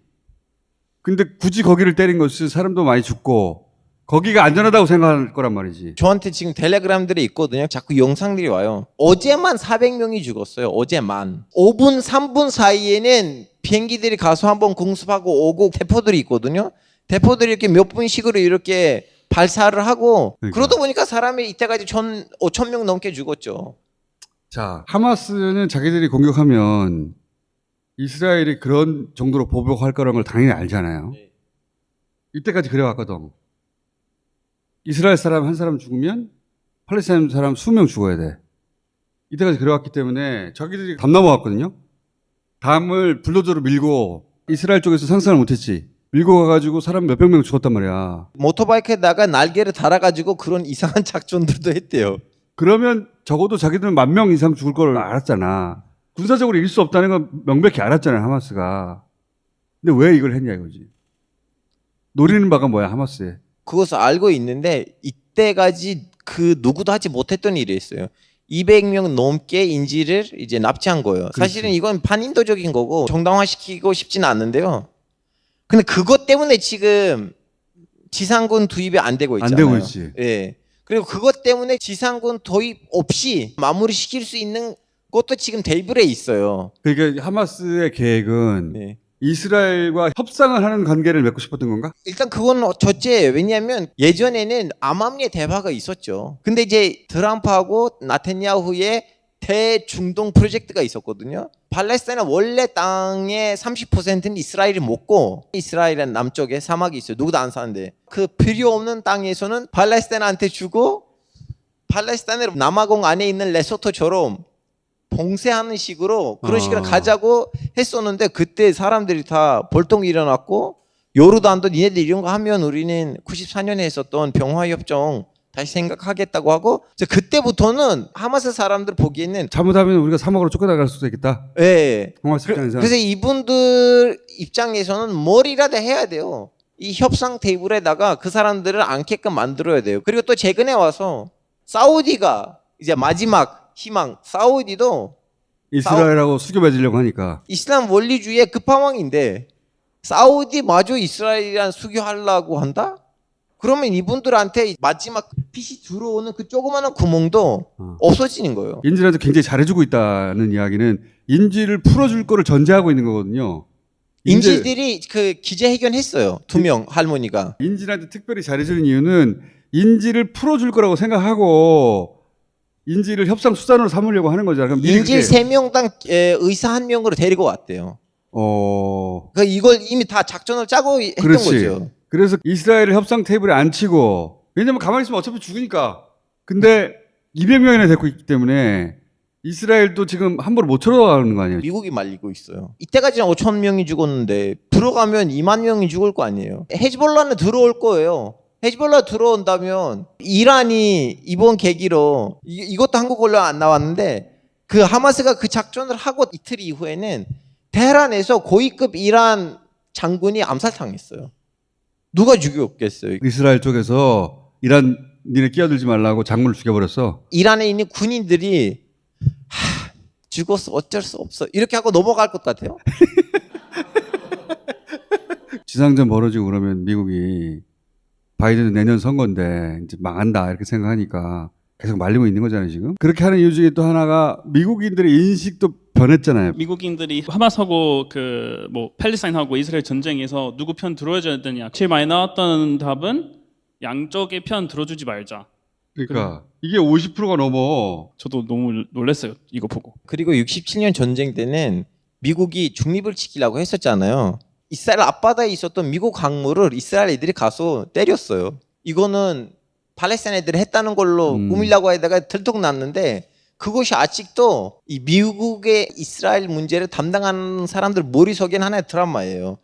이스라엘이 눈이 깔면 눈이 뒤집히면 눈이 깔면이라는 표현 말고 눈이 뒤집히면 이스라엘 눈이 뒤집히면 보이는 게 없다. 해결할 수 있는 방안은 이국가 체제밖에 없어. 팔레스타인 나라도 하나 세우고 이스라엘 국가도 인정하고 원래 유엔이 그 입장이거든요. 근데 여기서 가장 중요한 건 미국의 태도야. 미국이 이걸 적극적으로 지지하면 돼. 바이든 말하는 거 보면은 두 가지 나라 세우자는 입장이에요 지금. 그렇게 말해놓고 이스라엘 편을 든다고 말하면 어떡해. 이스라엘은 편에 있지만 이스라엘 마음대로 해라 이런 입장 아니잖아요. 근데 이스라엘은 뭘 해도 결국은 자기들 편을 들 거라고 생각한다고. 미국은. 그래서 외교부에 있는 고위급 외교관이 사직서를 냈잖아요. 우리 너무 지나치게 이스라엘 편을 들었던 거 아니냐. 블링컨 외교부 장관이 그 얘기를 했잖아요. 내가 오늘은 여기서 미국인으로 나온 거 아니야. 나 오늘 여기서 유태인으로 나왔다. 지금 여러분 상상해 보세요. 제가 지금 이제 한국인인데 외교부 장관 됐는데 세르비아하고 코소보가 붙었어요. 한국 외교부 장관으로 갔는데 저는 거기서 나 오늘 여기에 한국인으로 온 거 아니고 무슬림으로 왔다고 하면 한국 국민들이 나를 어떻게 볼 거예요? 그러니까. 근데 미국에서는 그렇게 말해도 된다고 생각하는 거야. 그걸 이스라엘도 믿고 있으니까. 근데 또 이스라엘이라고 해서 다 그럼 네타냐후 편은 아니에요. 네타냐후는 극우예요. 그래서 팔레스타인 다 쫓아내고 싶어 해요. 근데 이 사건 벌어지기 전까지는 자기가 쫓겨날 상황이었거든요. 뭘 하다가 쫓겨날 상황이었냐면 이스라엘 정착촌을 더 늘리려고 그랬어. 팔레스타인 사람, 아랍 사람들 더 쫓아내려고 한 거지. 이스라엘 내에서 그걸 반대하는 사람들이 못하게 했어요. 우리 공존해서 살아야 된다고 생각하는 사람들이 이스라엘도 있어요. 근데 이 전쟁이 나서 신난 거야. 이참에 팔레스타인을 다 쓸어버려야 되고 세게 나오고 있는데 만약에 이 사건이 하마스가 원하는 것처럼 중재로 끝나잖아요? 진보적으로 갈 수도 있어요. 그렇지. 이스라엘이 사실 맨 처음에 시작했을 때는 엄청 진보적인 나라로 시작했거든요. 이게 재밌는 게 우리는 사법부나 검찰을 굉장히 보수적인 집단으로 보고 실제 그렇잖아요. 거기는 사법부하고 이 정보기관이 네타냐후를 맡고 있어요. 검찰과 사법부가 맡고 있어요. 검찰이 항상 무효시켰던 그 법안들 보면 다 이제 팔레스타인 사람들이 도와준 거예요. 이스라엘 그치. 검찰이. 이스라엘 검찰과 사법부가. 그래서 네타냐후가 이 사법부의 힘을 뺏어버리려고 사법개혁이라는 걸 하려고 했어요. 박정희의 유신을 하려고 했던 거예요. 그러니까 이스라엘에서 난리가 났지. 그래서 네타냐후가 이제 곧 쫓겨난다. 그런데 일이 벌어진 거예요. 진짜 내전 느낌이었어요. 나는 이 팔레스타인 새끼들보다 이 좌파 유태인들을 더 죽이고 싶다라는 말이, 그리고 군인들이 우리는 이 법안이 되면 예비군을 안 가겠다고 하고 공군이 아예 우리는 비행기 안 타겠다고 하고 내전 직전이었어요. 사법부, 검찰, 극우가 아니고 여기서는 정치권이 극우였던 거예요. 그래서 내전에 가까운 상황이 벌어진 거예요, 이게. 그래서 네타냐후는 찬스가 된 거고, 근데 네타냐후가 이걸 못 살리면 이제 전혀 다른 방향으로 이스라엘이 갈 수도 있어요. 하마스는 그렇게 생각했을 수도 있어. 거기까지 그렇게 똑똑한 사람들인지는 모르겠어요. 근데 네타냐후마저 알고 있는 거는 뭐냐면 죽일 수 있는 사람 숫자가 정해져 있어요. 그걸 넘어가면 그동안 병화협정을 했던 아랍 국가들도 아무리 하마스 꼴 보기 싫어도 들고 일어날 수가 있어요. 유명한 말이 있어요. 우리는 사막 유목민이니까 우리한테는 야자대추만 있으면 충분하거든요. 너네 서양 놈들 얘네들이 속이 없으면 못 살아. 그래서 기신거가 왔었는데 개망치 당하고 갔어요. 다음에 그 왕이 조카한테는 암살 당했긴 했는데 이스라엘 하마스를 이 영토 분쟁의 관점에서 보고, 그리고 이스라엘 내부의 갈등 관점에서 보면 이 전혀 다른 양상으로 볼 수도 있어요. 이게 비극적이지만 기회가 될 수도 있어. 이스라엘과 팔레스타인 관계가 변할 수도 있어. 저도 그 얘기를, 그 하마스가 꼬실 수 있는 사람들이에요, 사실은. 소환 지구에서 바타는 잘 되고 있는데 니네들 잘 되게끔 우리가 해줄 수가 있어요. 이제 싸우지 말자고 하면 그 사람들 충분히 그 자리에다가 앉을 수 있는 사람들이에요. 그러니까 이게 어쩌면 큰 전기가 될 수도 있어요. 너무나 좋은 기회 될 수도 있고, 아니면 너무나 큰 이때까지 터지지 않았던 중동 전쟁이 터질 수도 있어요. 그렇지. 지금 예멘에 있는 후티 반군이 이대로 가면 이제 홍해에서 이스라엘 배들이 지나가기만 해. 우리는 쌀 거야. 그래서 이미 샀어요. 5차 중동 전쟁으로 가느냐 아니면은 새로운 관계가 맺어지느냐, 그 갈림길에 있는 것 같고, 거기서 미국이 굉장히 중요해. 잘하라고. 잘하고 있어요. 잘하고 있어요. 우리는 어떡하냐? 미국이랑 잘 지내면 돼요. 자주 국방 핵개발. 자주 국방. 러시아가 줄래나? 그러니까 지금 러시아하고도 사이가 안 좋잖아. 매우 안 좋죠. 우리나라 하필 이때 대통령이 윤석열이라 가지고 그런 상황이 발생하고 해결 능력이 없거든. 우리가 없어요. 이 갈등을 앞으로 한동안 계속 다뤄가겠습니다. 다음 시간에는 그럼 이집트하고 그럼 빠지겠습니다. 자, 오늘 여기까지 하겠습니다. 감사합니다.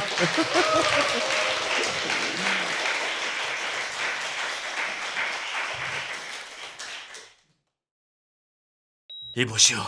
마카 좀 갖다 주시오. 이것 보세요. 여기는 한국입니다. 마카는 페루에 가야 있으니까 그냥 푹 쉬세요. 뭐라고? 페루비안 네이처 코리아의 마고 마카를 모른다고? 아니, 이게 무슨 소리야? 페루를 대표하는 슈퍼푸드 마카. 이제 국내에서도 100%로 드실 수 있습니다. 딴지마켓에서 파는 마고 마카 남녀노소 모두에게 줬어.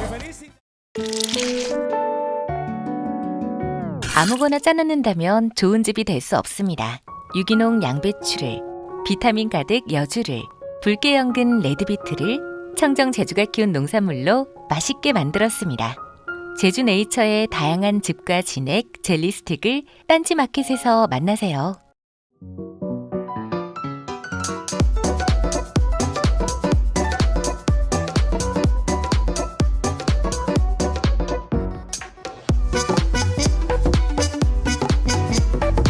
이러한 상황에서도 악취점된 역시 바스 탈취제. 지금 딴지마켓에서 구매하세요. 자, 국감을 보면 의원들의 실력이 나오죠. 세 분을 모시겠습니다.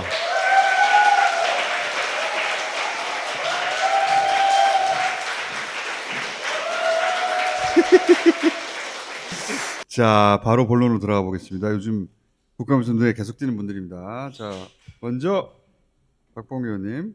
이 영장 청구서의 내용을 보면 쌍방울 그룹은 북한으로부터 히토류 등 지하자원 개발 협력 사업, 철도 건설 관련 사업 등 독점적이고 우선적인 권리를 부여받았다 이렇게 돼 있어요.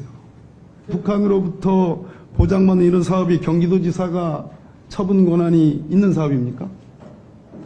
수원지검장 처분 권한이 있어요? 본인의 방북도 지금 되지도 않는 아무리 차기 대선 후보라 하더라도 처분 권한이 없죠.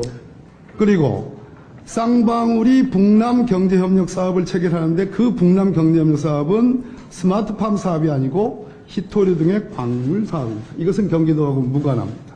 그래놓고 결론은 경기도지사의 직무에 관하여 김성태로부터 부당한 청탁을 받았다. 거꾸로죠, 사실은. 500만 불 대납을 요구하는 이화영의 청탁을 받아서 대납을 해준 거죠. 제가 말씀드리겠습니다. 그 쌍방울 대북 사업은 협약서에 있는 내용 자체로 그 광물 사업뿐만 아니라 포함해서 수백조 규모라서 이게 쌍방울 정도의 자본 규모를 가지고 있는 회사가 독자 추진이 불가능합니다. 그래서 경기도에 도움이 필요했던 것으로 저희는 파악하고 있습니다. 잘못 보셨고요. 두 번째. 잠깐만, 거기서. 그 대목 잠깐만. 잘못 보셨고, 수백조의 재원이 들어가는 사업, 그거는 대통령도 잘 못해요. 대한민국 현직 대통령도 못하는 겁니다. 하물며 경기도지사 그걸 어떻게 해요? 자신의 방북권도 처리 못하는 정도의 위치인데. 자.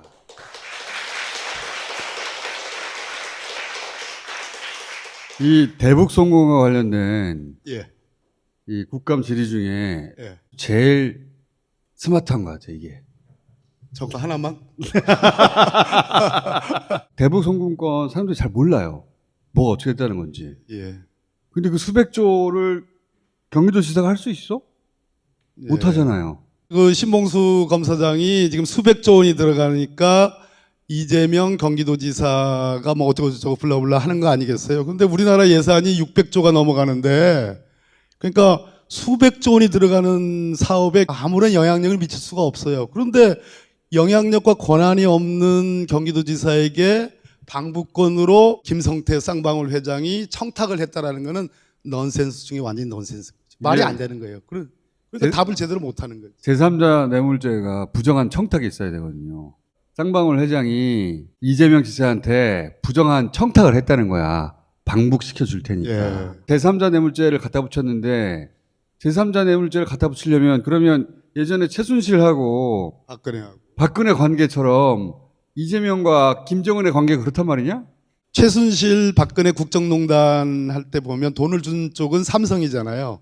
받은 쪽이 최순실이잖아요. 이것을 대치를 해보면 최순실의 위치가 김정은이고 그다음에 박근혜의 위치가 이재명 지사잖아요. 그러면 이재명 지사하고 김정은 위원장하고 찰떡궁합이어야 되잖아요. 아니 숨겨둔 의형제. 그러면 북한의 김정은 주석궁을 압수수색해야죠. 그래야지 수사가 완결되는 거지. 그렇지. 부정한 청탁을 확인해야 될 거 아니야. 말도 안 되는 거잖아요. 그 진짜 설명만 조금만 해도 코미디거든요. 그 언론이 그 부분을 설명해 주지 않아요. 안 하죠. 예. 그냥 돈 주고 북한 가려고 그런 거 아니야? 이렇게 만들어 버려놨어요. 맞습니다. 실제로는 말도 안 되는 일을 하고 있다는 걸 아주 몇 마디로 잘 정리하신. 제가 이 파파이스부터 수없이 나왔지만 칭찬받은 게 처음이에요. 제가 아니 삼선 의원하고 법무부 장관까지 했는데 정말 인색하거든. 근데 지난번 뉴스공장에서도 칭찬. 아니 판사 출신이시거든요. 무려? 제3자 뇌물죄가 머릿속에 잘 안 들어가는 죄예요, 그게. 그 사안을 완벽하게 이해하고 딱딱 찝는구나. 야.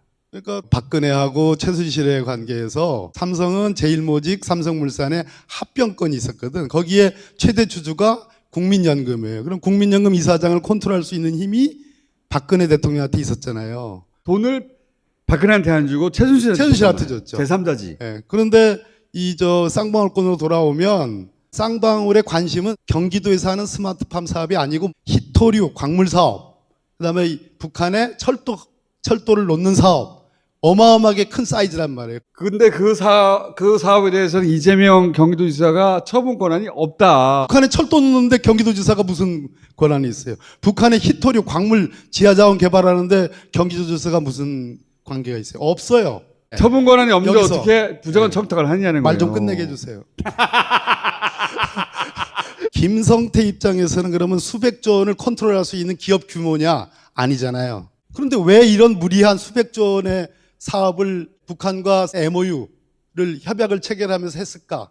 그것은 사실은 그걸로 인해서 대대적으로 광고가 되면서 쌍방울의 주가가 어마어마하게 뛴 거예요. 이번에 그것을 기소를 하지 않았어요. 자본시장법 위반으로 기소를 안 했어. 그러니까 이거는 검찰과 쌍방울 김성태 간에 짜고 치는 거라는 의심이 가능한 거죠. 그걸 빼주고 말하자면 예, 그런 의심이 있다는 얘기죠. 외환관리법 위반만 적용한 거죠? 그렇습니다. 외환관리법 위반. 그러니까 박근혜가 이재명이고 최순실이 김정은인 거예요. 맞아요. 그리고 제일모직과의 합병권 그게 히토류인 거예요. 맞습니다. 그런데 박근혜한테는 합병 문제를 해결할 힘이 있었잖아요. 권한이 있죠. 네. 처분 권한이 있는데 근데 이 히토류 관해서는 이재명 지사 처분 권한이 없는데 무슨 부정한 청탁을 했다는 거냐. 그리고 제3자 뇌물의 관계 형성이 안 되지 않냐. 정확하게 이 법을 이해해야 할 수 있는 질문인데 이렇게 질문 안 하거든요. 잘한다.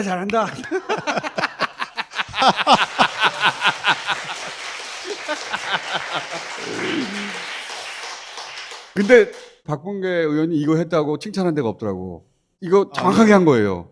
칭찬해야 돼요. 박수. 법을 아는 검사들이 답을 제대로 못하는 거지. 법을 잘 몰라요. 이 사람들은 지금 눈이 멀었기 때문에 오로지 이재명 대표를 꼬린시켜야 되겠다. 눈이 멀었기 때문에 신봉수 검사장한테 설명해봐라 그랬더니 답이 뭔지 알아요? 증거가 가리키고 있습니다. 이 정도밖에 못하는 거예요.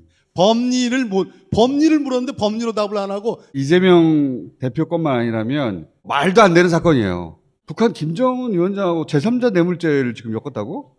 법조인이라면 미친 거 아니야? 라고 할 사건 아닙니까? 서초동 법조타운에 그런 분위기가 있죠. 말도 안 되는 사건인데 아주 예리하게 짚었는데 사람들이 몰라가지고. 많이 알아요. 뉴스공장 봐가지고. 혼자 박수 쳤거든요. 와, 박범계 의원님 진짜 오랜만에 잘했다. 오랜만에 잘했다. 다음은 요새 김 의원님 요새 날아다니고 있는데. 6월 23일 이원석 총장님이 서울중앙지검을 방문하신 뒤에 중앙지검 검사들과 회식을 했다.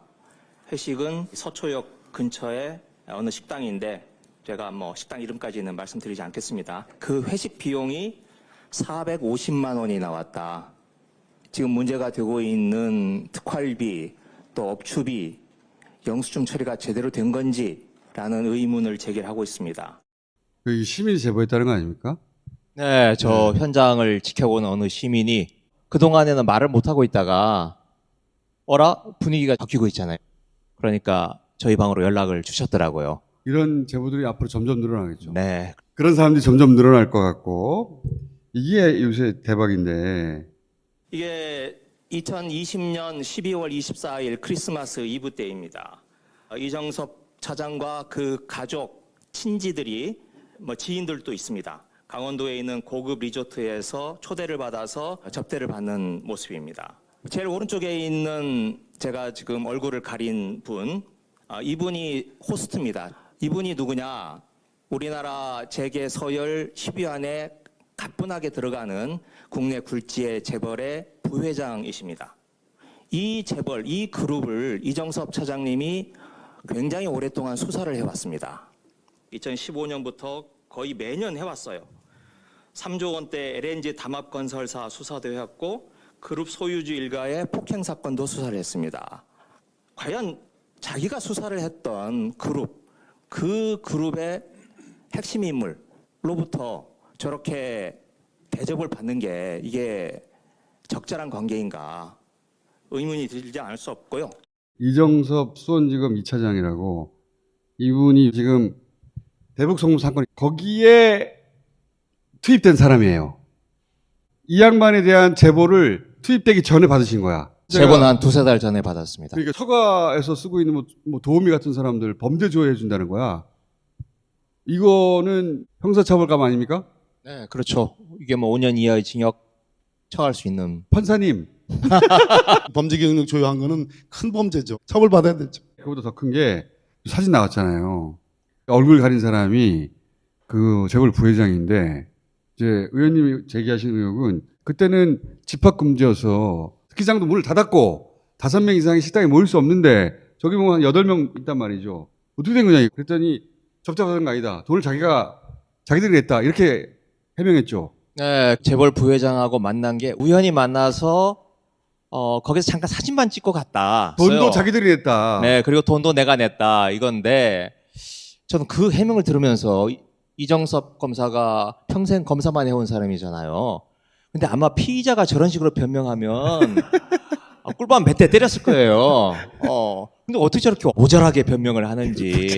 네, 스키장이 문을 닫아서 5명 이상 못 모이도록 되어 있는 곳인데 왜 재벌 부회장은 혼자 딸랑딸랑 거기 가서 우연히 만나요? 그리고 사진 보면요 코스 요리로 나온 거거든요. 딱 그 앞에 딱 잘 차려져 있어요. 그리고 뉴스버스에서 다른 언론사에서 그 자리에 있었던 사람을 만나서 저 기사를 추가로 썼던데 부회장님의 이름을 대고 방으로 올라갔다. 그 부회장 이름으로 예약돼 있었다는 거야. 그렇죠. 돈을 자기들이 안 내고 들어갔고 네. 부회장 이름으로 예약돼 있었다. 그리고 그리고 24일은 스키장 문을 닫았어요. 네, 그래서 그날 종업원들이 또 나와서 유리창에 비친 모습들이 있습니다. 한 4명 정도가 비쳐요. 뭔가 특별한 날이어서 불려 나온 게 아닌가. 그래서 그 가족만 그날 그 스키장을 썼다는 거예요. 얼마나 대단한 특권이야. 이정섭 검사가 공정거래조사부의 부부장이었어요. 공정거래조사부에서 관련 그룹을 무슨 담합 행위로 해서 몇 차례 수사를 한 건 언론에도 나오고 다 그 명백한 사실인데 본인은 안 했다라고 지금 주장을 하고 있어요. 그 그룹은 내가 안 했다 이런 의미일 수도 있고 뭔지 지금 정확히 모르겠어요. 하여튼 그 부에 있었던 건 맞고. 그 부의 부부장이었어요. 네. 넘버 2. 그 부에서 그 기업을 수사한 것도 맞고. 그렇죠. 김의겸 의원이 제기했던 문제에 대해서 부인했는데 그 자리에 있었다고 하는 사람이 등장했어요.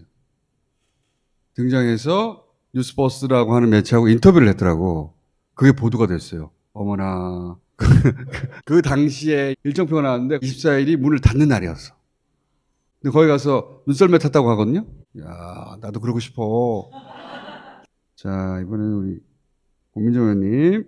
지금 수많은 사람들이 없는 법을 가지고 지금 인터넷 뉴스를 심의하겠다고 하니 위법한 것을 지금 대놓고 하시겠다는 거예요. 그리고 위원님, 저희들은 없는 법을 만들지 않았습니다. 제가 오전부터 계속 얘기했지만은 저희들은 정보통신망 이용 촉진 및 정보 보호 등에 관한 법률 제44조의 7 누구든지 정보통신망을 통해 다음 각 호의 어느 하나에 해당되는 정보를 유통해서는 안 된다는 이 정보통신망법을 원용해서 저희들이 지금 가짜뉴스 심의센터를 만든 겁니다. 9개 항 중에서 뉴스타파가 뭐에 해당됩니까? 국가보안 법에 해당돼요? 국가기밀에 해당됩니까? 총통 사양미에 해당돼요? 사행행위입니까? 청소년 유해물질입니까? 뭡니까? 특별위원회는 사장 선임과 관련된 구체적인 규정들을 마련합니다. 그래서 이번에 규칙을 정한 내용은 이렇습니다. 첫 번째, 10월 4일 날 면접 진행한다. 진행됐습니까? 안 됐습니까? 아까 말씀드렸지만 진행됐습니까? 안 됐습니까? 전 국민이 다 아는 사실인데 그것도 모르세요? 면접이 진행됐습니까? 안 됐습니까? 면접 진행된 걸로 알고 있습니다. 두 번째, 과반수를 얻은 자를 최종 후보로 정한다. 정해졌습니까? 저도 이 부분은 있었습니까? 없었습니까? 저도 이 부분은 과반수를 얻은 자가 있었는지 없었는지를 물었습니다. 신문 보도를 통해서만 알고 있을 뿐입니다. 왜 답을 못 하십니까? 과반수를 얻은 자가 없습니다. 그러면 결선 투표를 실시한다라고 돼 있는데 그날 결선 투표 왜 실시 안 했습니까? 안 됐지요, 결선 투표. 저한테 물을 사항이 아닌 것 같습니다. 결선 투표가 안 됐으면 서기석 이사장에 대해서 책임을 물으려고 하는 겁니다. 이 부분은 이사장이 제가 만들어낸 규칙 아닙니다. 이사들이 만들어낸 규칙입니다. 확인해 보십시오. 여기에 대해서 위반된 사실이 있습니까? 없습니까? 나중에 확인해 보겠습니다. 아유 무서워. 마지막 이 영상은 KBS 사장 선임과 관련된 겁니다. 박민희라는 사람이 지금 후보자로 올라와 있어서 저희가 이제 인사청문회를 해야 되는 상황에까지 와 있는데 추천 과정에 있어서 절차적 정당성이 다 훼손된 겁니다.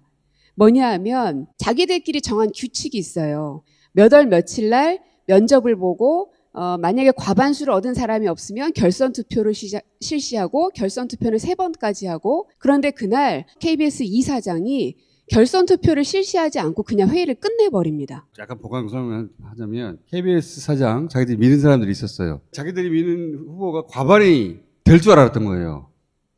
그런데 자기들 내부가 삐걱삐걱 해가지고 과반이 안 돼버렸네? 그러면 결선 투표로 가야 되는데 결선 투표로 가면 어머 야당이 미는 후보가 사장이 돼버릴 수도 있겠네? 그러자 갑자기 결선 투표를 안 해버렸어요. 판을 깨버린 거죠. 판을 깨버린 거죠. 그 문제 지적을 하는 거예요.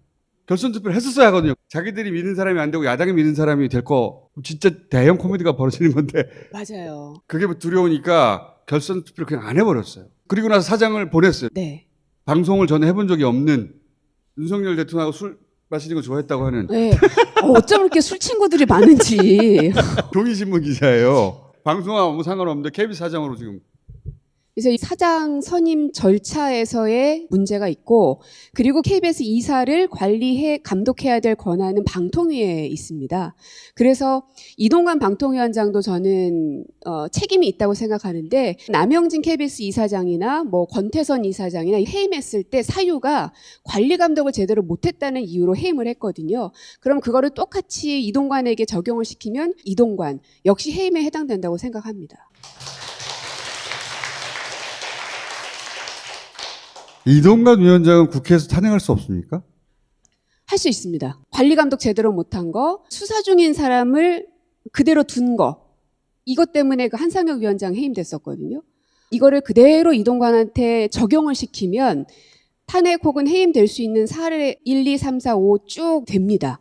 그래서 지금 과방위에서는 그거를 취합을 하고 있는데 완전한 절차적 문제가 있잖아요. 완전 결선 투표 하도록 규칙이 정해져 있는데 그것을 위반했단 말이에요. 방통위원장인 임무 혜택, 감독 소홀, KBS 사장 예. 그분은 직권남용 소지도 꽤 있는 것 같기도 하고 왜냐하면 결선 투표하도록 규정이 돼 있는데 결선 투표를 안 했는데도 그냥 밀어붙여 했으니 EBS도 부당노동 행위를 한 사람이 최기화 감사라고 있는데 그 사람이 대법원까지도 확정 판결이 났습니다. 유죄로. 근데 이 사람을 감사로 임명도 했고 그 책임은 당연히 이동관한테 있는 거죠. 앞에 영상은 방심이가 이제 가짜뉴스 센터라는 걸 만들어가지고 그 인터넷 언론을 심의하겠다는 거거든요. 그 전까지는 예를 들어서 간첩이라든가 명백한 불법이 있을 때 규제하는 기관이었지 이게 가짜뉴스냐 아니냐 내용이 어떠냐 이걸 규제하는 기관이 아니고 그 법적 근거가 없어요. 근데 지금 그걸 하겠다고 하는 거잖아요. 맞습니다. 의원님이 도대체 뭐에 해당되냐고 총포를 뉴스타파가 소지하고 있었냐 그런 경우에만 규제할 수 있으니까 이게 법적 근거가 없잖아요. 없습니다. 그러니까 이것도 역시 그 방통위원장의 관리책을 물을 수 있는 거 아닙니까? 물을 수 있죠. 탄핵시켜야 되는 거 아니에요? 그렇죠. 뉴스타파가 방심위의 심의 대상이냐? 아니거든요. 단 한 번도 인터넷 뉴스가 방심위의 심의 대상이 된 역사가 없습니다. 방심위 법률팀이 있는 거예요. 그 팀한테 인터넷 뉴스는 방심위의 심의 대상이 됩니까 안 됩니까를 물어본 거죠. 근데 그 검토 의견에 심의 대상이 될 수 없다라고 검토 의견이 나옵니다. 근데 웃긴 거는요. 그게 나오고 나서 이틀 뒤에 유일인 방심위원장이 인사로 사람을 싹 갈아요. 그리고 나서 다시 보고서가 나옵니다. 근데 그 보고서에는 심의 대상이 된다고 나와요. 우리 고민정 의원님 말씀하신 것 중에 방통위는 KBS 사장을 임명하는 것과 같은 지휘 감독을 하는 데가 방통위고 방심위는 구체적인 프로그램들을 지휘 감독하는 데가 방심위예요. 그런데 뉴스타파가 방송도 아니죠. 그리고 통신도 아니죠. 통신은 이통사들, 인터넷 뉴스 등은 언중위에서 규제를 하거나 언론 관련 법이 따로 심의하게 있어요. 돼 있습니다. 네. 정보통신망법은 인터넷상으로 불법적인 정보가 유통될까 봐 만들어놓은 법이고 언론을 상대하는 법이 따로 있다고. 그런데 인터넷상에 통포가 돌아다니고 그거 규제하려고 하는 법을 끌고 와가지고 뉴스타파를 때려잡으려고 하는 거예요. 뉴스타파만 때려잡으려고 하는 게 아니라 이제 지상파에서 다 쫓아내고 있잖아. 그 사람들 유튜브, 인터넷 언론 할 거 아니에요. 이걸로 다 조지려고 하는 거예요. 이거를 포털에다가 통보해봐. 포털이 블라인드 처리하죠. 이거를 유튜브에 통보해봐요. 블라인드 처리하지 걔네가. 그러면 열심히 방송을 만들어도 사람들이 못 보는 거예요. 그 상태로 총선을 치르고 싶은 거지. 그걸 하려는 거 아닙니까? 맞습니다. 이거는 꼭 막아주셔야 돼. 네. 탄핵!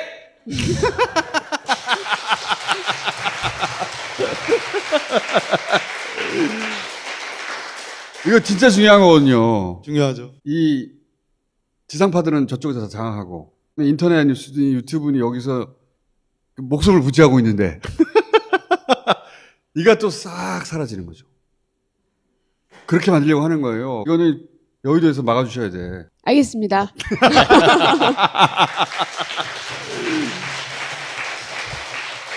그래서 저희가 다들 지금 이를 바득바득 갈면서 파고 있거든요. 내일 좀 기대해 주시면 좋겠습니다. 고민정 의원도 KBS 출신이잖아요. 예, 예. 그 남의 일도 아니잖아요. 그래서 진짜 암흑과 같은 언론 탄압의 그 시절을 다 겪었거든요. 두 번 다시는 겪고 싶지 않는 끔찍한 그걸 다시 시작하는 거예요. 시간들이었어요. 그보다 더 강하게. 더 강하게. 그때는 KBS2를 팔아버린다 이런 얘기는 없었거든. 지금 KBS2를 팔아버리려고 하는 거예요. MBC도 팔아버리려고 하고. 그렇죠. YTN은 팔아버렸잖아 이미. 시작된 거야 이제. 막아주세요. 플러스 알파 백남준 기념관이 종로구 네. 창신동에 있는데요. 서울시 오세훈 시장이 이거를 지금 없애겠다고 이제 선언을 왜요? 했습니다. 창신동이어서 재개발하겠다는 겁니다. 박원순 지우기에 들어간 것 같아요. 왜 백남준을 지우려고 하는 거죠? 문화예술계에 있는 분들은 진보적인 사람들이 대부분입니다. 옛날이나 지금이나. 아, 그렇구나. 아, 그랬구나. 아니 총수님, 자꾸 우리 새 의원 후원의 계좌가 이렇게 뜨는 이유가 뭐예요? 여기까지 하겠습니다. 고맙습니다. 잘 부탁드리겠습니다. 예. 나는 누구지? 나에 대해서 깊게 생각할 겨를도 없었던 것 같아요. 하기가 너무 두려워요. 근데 막상 발을 두 발, 세 발 들어놓고 보면 아, 나 꽤 잘하는구나. 좀 멋진데? 본격 직장인 드라마 공생 대리운전 편. 부장님 가볍게 한잔 하시죠. 나 차 가져왔는데. 아예 착한 콜 대리운전이 있잖아요. 아, 부를 때마다 500원이 기부되는 착한 콜. 딴지가 기부 내역을 검증한 착한 콜 1800-9998. 대리운전도 믿고 맡기세요. 꽃 배달은 1800-9222. 퀵 서비스는 1800-9668로 착한 콜 하실 수 있습니다.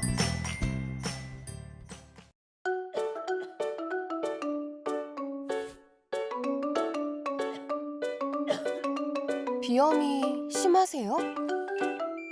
먼지 적은 브림제지 미용 티슈를 써보세요. 아내에게 사랑받는 애교 브림, 브림제지.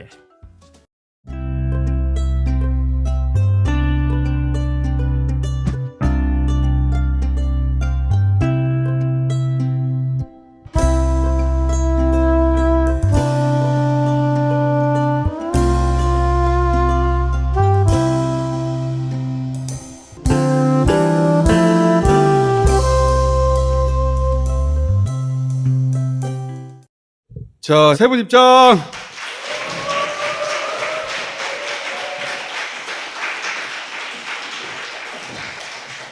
우리 윤성은 평론가가 지난주에 또 없어가지고 안기령 앵커가 나왔는데 매출에는 도움이 안 되더라고. 진범입니다, 여러분. 20% 할인 행사 하고 있거든요. 스윌릴리는 열대 과일 맛 나는 새콤달콤한 맛 좋아하시는 분들은 굉장히 좋아하실 수 있는 맛이라서 요거 궁금하시면은 요거 2병 가져가시고 10%만 할인 받으시면 요거 증정합니다. 제가 이제 여기 못 나오는 동안에 요거를 못 마셔가지고 진짜 중독성이 강해가지고 아침마다 저는 좀 마시는 편인데 하루 이제 마시고 시작하는 날과 마시지 않고 시작하는 날이 좀 기분이 다르더라고요. 하루를 긍정적으로 살아갈 수 있게 있게 하는 그런 하루를 어떤 긍정적으로. 힘을 좀 제가 외국에 있는 동안에 조금 이거 못 마셔가지고 무슨 영화제 다녀오신 거예요? 사우스 바이 사우스 웨스트라고 해서 사실 이제 텍사스 오스틴에서 1987년부터 열리고 있는 IT 영화 음악 축제거든요. 거업의 네. 주장은 윤성원 평론가가 네. 자기 돈으로 갔다. 아닙니다. 비즈니스 태워주고 엄청 대접받으면서 갔다 거업 왔어요. 어떻게 된 거 얘기가 네. 다르잖아. 제가 부러워서 거짓말한 겁니다. 근데 진보가 없어서 윤성원 굉장히 평론가 섭섭했다는데. 초대하고 거업은 왜 초대를 안 하는 거죠? 저는 일단 국내에서도 초대를 안 하고요. 그럼 또 마셔볼까요? 마셔볼까요?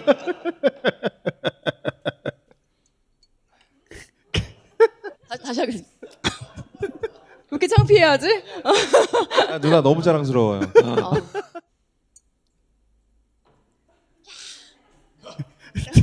나는 저거 못하겠다.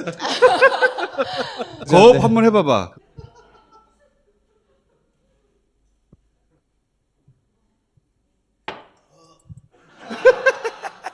자, 양시열 변호사 버전을 한번 봅시다. 매워.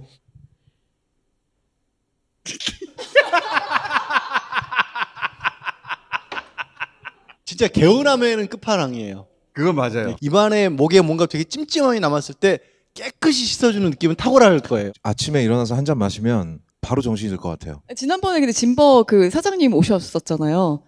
그 무슨 말씀을 나누셨나요? 아, 드미트리? 네, 네. 유럽 대륙을 제외하고 진버가 전 세계에서 가장 많이 팔리는 곳이 한국이에요. 궁금했대요, 한국이. 그래서 우리 밥집에서 밥 먹였지. 그래서 이번 주 영화는 뭐가 있어요? 미야자키 하야오의 그대들은 어떻게 살 것인가 이제 개봉했습니다. 지금 막 제가 보고 막 왔어요. 그래서 어떻게 살라고 하는 건지는 잘 모르겠어요. 2차 세계대전 시의 일본이에요. 어떤 소년이 어머니는 집에 불이 나서 돌아가시고 새엄마를 만났는데 센과 치히로 행방불명 같은 환상의 세계로 빠져들어가지고 새엄마를 찾으러 가는, 그러다가 자기 친엄마도 만나고 막 펠리칸들 날라다니고 거기서 이제 자기 먼 조상을 만나요. 미야자키 하야오를 좋아하시는 분들은 보실 것이고, 사전 예매량이 30만 장. 네, 요즘에 웬만한 상업 영화도 30만 명이 지금 안 들고 있거든요. 고정 팬이 있죠. 네, 이게 반자전적인 이야기로 다 알려져 있고 그거 이제 되게 판타지로 풀어낸, 솔직히 어둡다. 애들이 보기는 좀 어렵기도 하고. 제가 봤을 때 성인이 보기에도 쉽지는 않고 내가 엄청난 팬이다. 그럼 극장에서 보시고, 굳이 아니라면 이러니까 제가 초대를 못 받는 겁니다. 그 정도 정도면 충분한 것 같고. 예. 오늘 또 개봉한 영화 중에 그 데이비 핀처 감독의 더 킬러라는 작품이 있어요. 킬러가 주인공인데 그 독백을 계속해요. 진짜 철두철미할 것처럼 했는데 실수를 딱 하는 거예요. 서사는 굉장히 단순한데 데이비 핀처잖아요. 정말 그 데이비 핀처 정말 그 심리 묘사나 이런 것들이 너무 치밀하고 너무 섬세하게. 저는 극장 가서 볼 겁니다. 저는 추천합니다. 두 분 다 극장에서 보기를 추천한다, 이거는. 그럼요. 예. 자, 오랜만에 신장씨 입장! 안녕하세요. 야, 책 나오니까 바로 나오네. 두 번은 경험하고 싶지 않은 나라. 윤석열 정부 600일 각자 도생 대한민국. 국가 파탄의 나날들을 기록하다. TBS에서부터 제가 뭐 한 2분 30초짜리 칼럼 쭉 썼잖아요. 아, 맨 앞에. 예, 기본적인 중간에 생각입니다 하는 것처럼 쭉 얘기하는 저는 거. 중간에 이번 주가 온라인 예약 기간이에요. MBC 생명이 언제까지 연장되는 걸 지금 예상되고 있어요. 참, 난 진짜 윤석열과 이동관의 추진력을 정말 철석같이 믿었는데 못하더라고. 저는 이 책을 이제 내기로 했던 것도 그렇고. 원래 이때쯤이면 잘려야지. 그렇지. 그거였어요. 그래서 10월 말 11월 초에 이걸 내고 유튜브에서 방송도 하고. 그러니까 저걸로 인쇄도 좀 내면서. 네, 북콘도 좀 하고. 그래서 이 책 나오고 콘서트 하면서. 그렇지. 그다음에 뉴스공장에 주소 가고. 이런 계획이었어. 이런 계획. 다 틀어져가지고 책이 나와도 사람들이 관심이 없고. 계속 진행하고 있고. 주소갈 수도 없고. 공개 방송도 원래 청계천에서 하자. 그래서 미리 접수를 다 받아놨는데 방송을 하고 있는 거야. 그러니까. 근데 그러다 보니까 생뚱맞다 해서 MBC 앞 광장으로 장소도 막 그냥 회사 앞에서 조촐하게. 회사 앞에서 조촐하게. 어쨌든 하여튼 계획이 다 틀어져서 이렇게 된 거야. 이동관 아, 그 선배 왜 이렇게 무능해? 나는 지금 계획이 틀어졌다고. 계획이 틀어졌다고. 이러다가 총선까지 가는 거 아니야? 뭐 그럴 수도 있겠다 싶은 생각은 드는데 원래 총선 기획단이라는 거를 방송사에서 6개월도 훨씬 전에 만듭니다. 근데 박문진 이사장 날아가고 뭐 이러면서 총선 기획단이 개점 휴업 상태였어요. 근데 요새 총선 기획단이 본격 가동되고 있습니다. 생명 연장의 꿈. 생명 연장의 꿈. 근데 그분들이 가지고 있는 이 집요함이 있잖아요. 바로 검찰에서 수사를 하고 있습니다. 박문진 이사장님과 안영준 사장에 대해서 직접 수사를 하고 계시다. 빨리 관두라는 얘기지. 어쨌든 저기는 잘하면 총선까지 가겠어. 총선 결과에 따라서는 이제 분위기가 바뀔 테니까. 네, 일단 박문진 이사장님 임기가 내년 8월 달까지입니다. 잠깐만 내년 8월까지 거의 계속 있겠어. 그래서 뭐 휴가 계획, 출판 계획 뭐 이런 게 전부 다 이제 그래서 친장식은 있기로 했어요, 제가. 이거 지금 이렇게 다 공사하고 있는데 11월 11일 날 토크 콘서트 여기서 합니다. 그때까지는 공사 끝난다고 그래서 누가 오겠어. 자, 영화 얘기 마무리 해보자고요. 용감한 시민이라는 영화 개봉했습니다.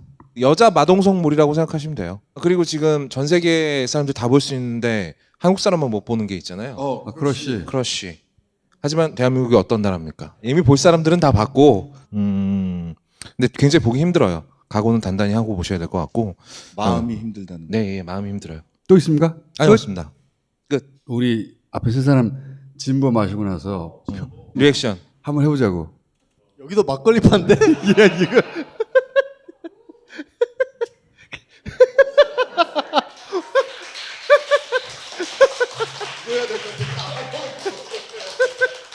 진보하고 싸운 거야 금방? 뒷주머니에 넣고 다니는 진보가 나왔네. 이건 처음 봐요. 지금 이거 2병 사시고 10% 할인 받으시면은 요걸 증정합니다. 네. 예. 맛이 다른 거예요. 맛이 다른 거야. 스윗 릴리라고요. 새콤달콤한 맛이라서. 스위트 릴리. 네. 그냥 생강으로 하나 더 주면 안 돼요? 자, 오신 김에 사진도 좀 보고 갑시다. 전 세계 의전 역사상 가장 이상한 사진일 거야. 양 정상이 여기 앉아 있는데 부인이 여기 이렇게 또 앉아 있어. 더 웃긴 거는 통역은 요 뒤에 앉아 있어야 되거든. 통역이 왜 여기 앉아 있냐고. 통역이 필요한 사람 옆에 통역이 앉아 있겠죠? 저는 확대하니까 카메라를 응시하고 있네요. 저 멀리서 지금 카메라를 보고 있었다는 거잖아. 이거는 본인이 이 자리에 굳이 앉을 의지를 가져야 돼. 그리고 통역이 그 뒤에 앉았어. 자기 말을 통역할 게 아니잖아.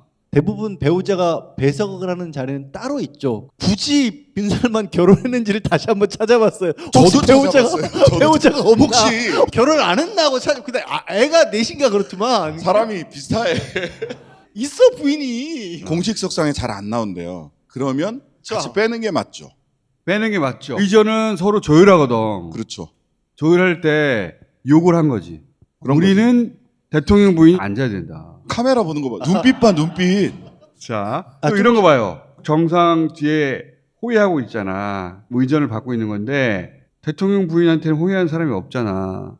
밸런스가 안 맞잖아요. 그러면 이 정상들이 걸어가서 도착할 장소에 가 있는 거예요, 원래. 굳이 여기를 따라가가지고 자기가 딱 가운데 나온 사진 이걸 고른 거 아니야? 보통 자기 남편 뒤로 따라가기 마련이잖아요. 근데 미장센을 봤을 때 내가 가운데로 가면 양 정상 가운데 왜 있냐고 자기가. 그러니까 한국 대통령의 부인이니까 이 뒤에 서 있던가. 정말 이해할 수 없는 사진은 말과 함께 찍은 사진이 3장이나 있다는 거예요. 그렇지. 난 그게 도대체 왜 있는지를 이해를 못 하겠어. 말과 본인만 있는 사진들. 그렇지. 난 그 사진은 정말 이해를 할 수가 없어요. 클로즈업을 해서 그냥 머리만 있어요. 말머리 큰 머리 그 얼굴. 아니 그 사진 보셔야 돼요. 말 조심해야 돼요. 띄워줘 보세요. 사우디 국민들이 이 사진을 보면 이걸 어떻게 받아들일까? 아니 그 사우디 국민 우리도 이상한데 씨발. 김건희 여사가 어디 있는지를 찾으려면은 대통령실 휘장을 먼저 찾으면 된다. 바로 그 위에 있어요 항상. 또 여긴 카타르거든. 딱 가운데 야 휘장 위에 딱 정가운데. 이건 누가 봐도 이 관계를 모르면 아 여자 대통령인가 보다. 작년부터 얘기했잖아. 이분이 정말 출마를 생각하고 있는 거 아닐까? 그런 정도의 욕구가 아니면 이해할 수가 없지 않나 이거? 아니 이 와중에 우리 대통령님 우리가 정장을 입으면 의자에 앉을 때는 이거 풀잖아요. 앤트맨과 퀀텀 매니아에 보면은 머독이라는 캐릭터가 있어요. 그 옆에 하나 띄워주세요. 그러면 잡혀가실 거예요. 대통령이 멋지게 나오는 게 아니고 본인이 그런 거죠. 원하는 포즈나 표정이 나왔을 때 사진이 선택되는 것 같아요. 대통령이 그래서 바보같이 나온 사진이 되게 많아요. 맞아요. 이렇게 하는 이유가 뭐냐 이거야. 신당창당? 침묵. 말을 못하는 게 아니라 상상의 범주를 넘어서서 그러는 거예요, 진짜. 이게 뭐 이게 일반적인 어떤 걸로는 도저히 이런 거 상상해 본 적 있어?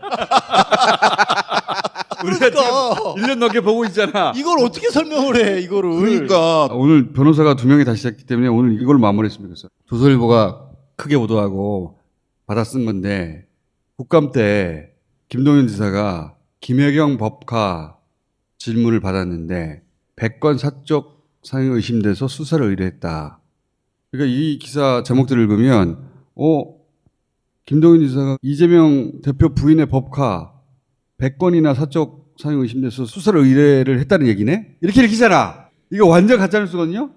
경기도가 당시에 감사한 것은 김혜경 씨가 아니고 수행 비서였던 배모 씨예요. 경기도가 감사를 하고 배모 씨를 경기 남부청에 고발을 합니다. 집행유예가 선고돼 있어요. 그러니까 김동연 지사는 배모 씨가 최대 100건 사적 사용 의심돼서 고발됐다고 답을 하고 그리고 그것은 자기가 오기 전에 일어난 일이라고 이렇게 답을 했거든요.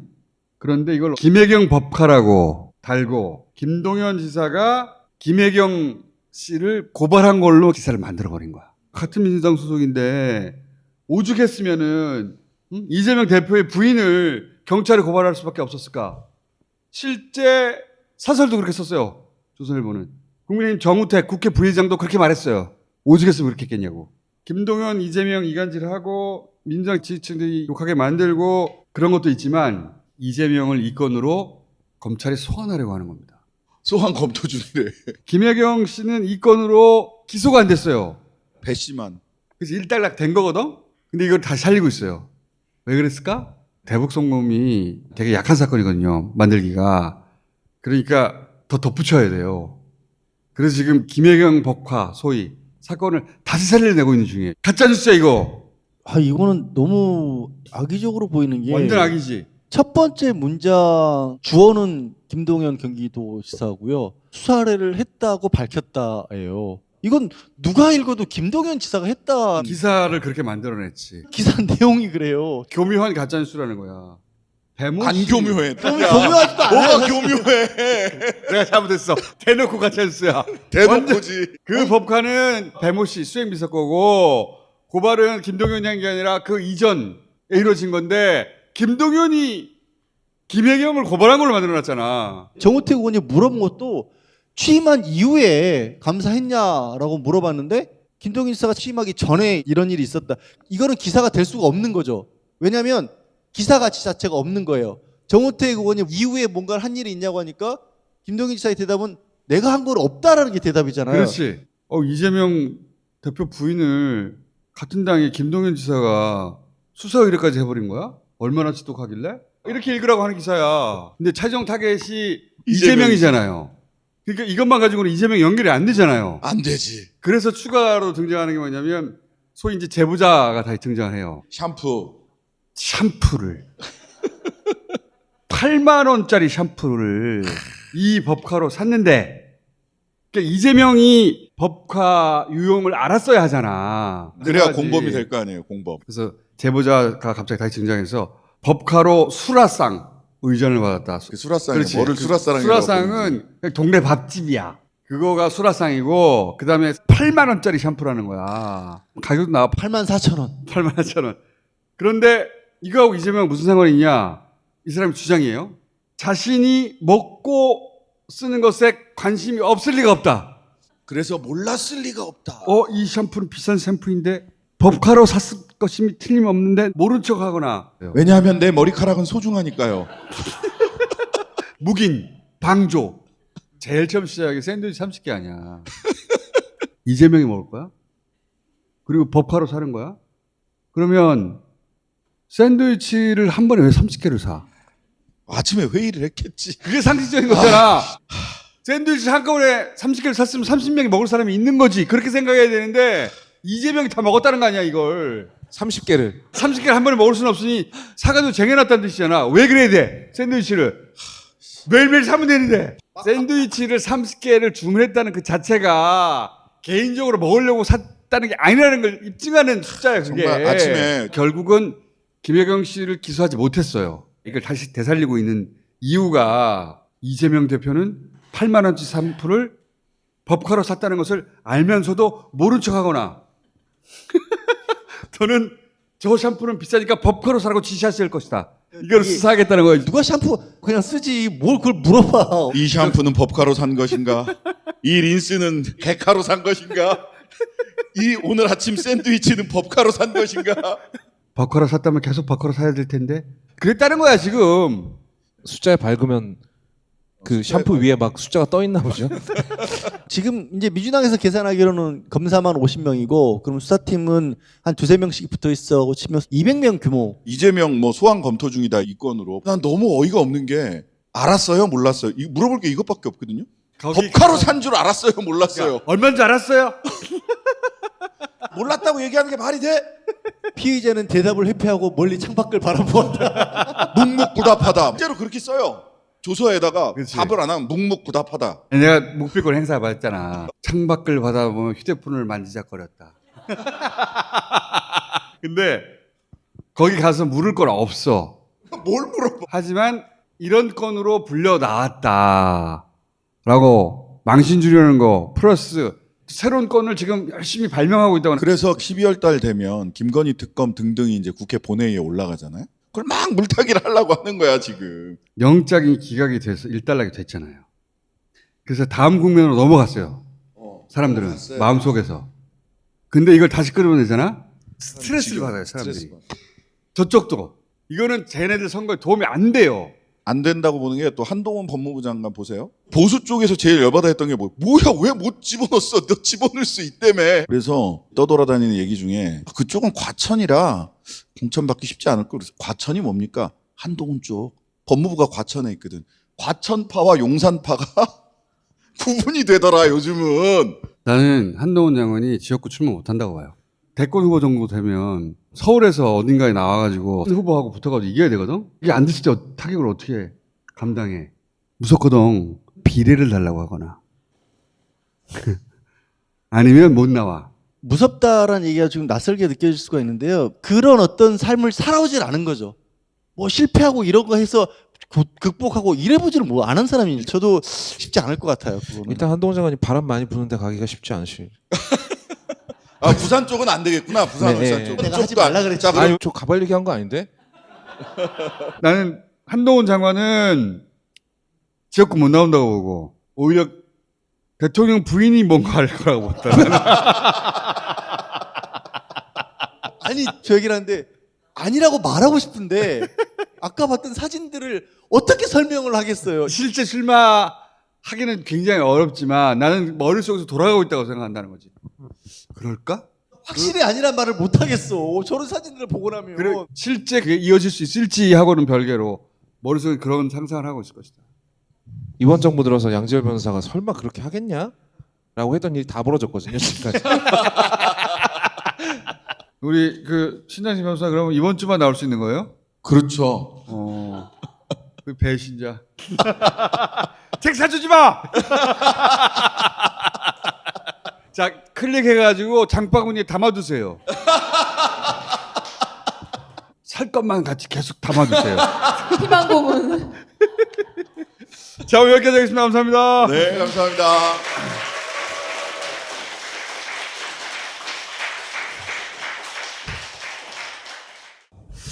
선거가 이제 5개월 남았어요. 제가 다스베이다 매주 안 봐도 된다. 어디 놀고 있으면 내가 부를 때가 올 것이다. 제 다스베이다를 매주 보기 시작해야 합니다. 끝!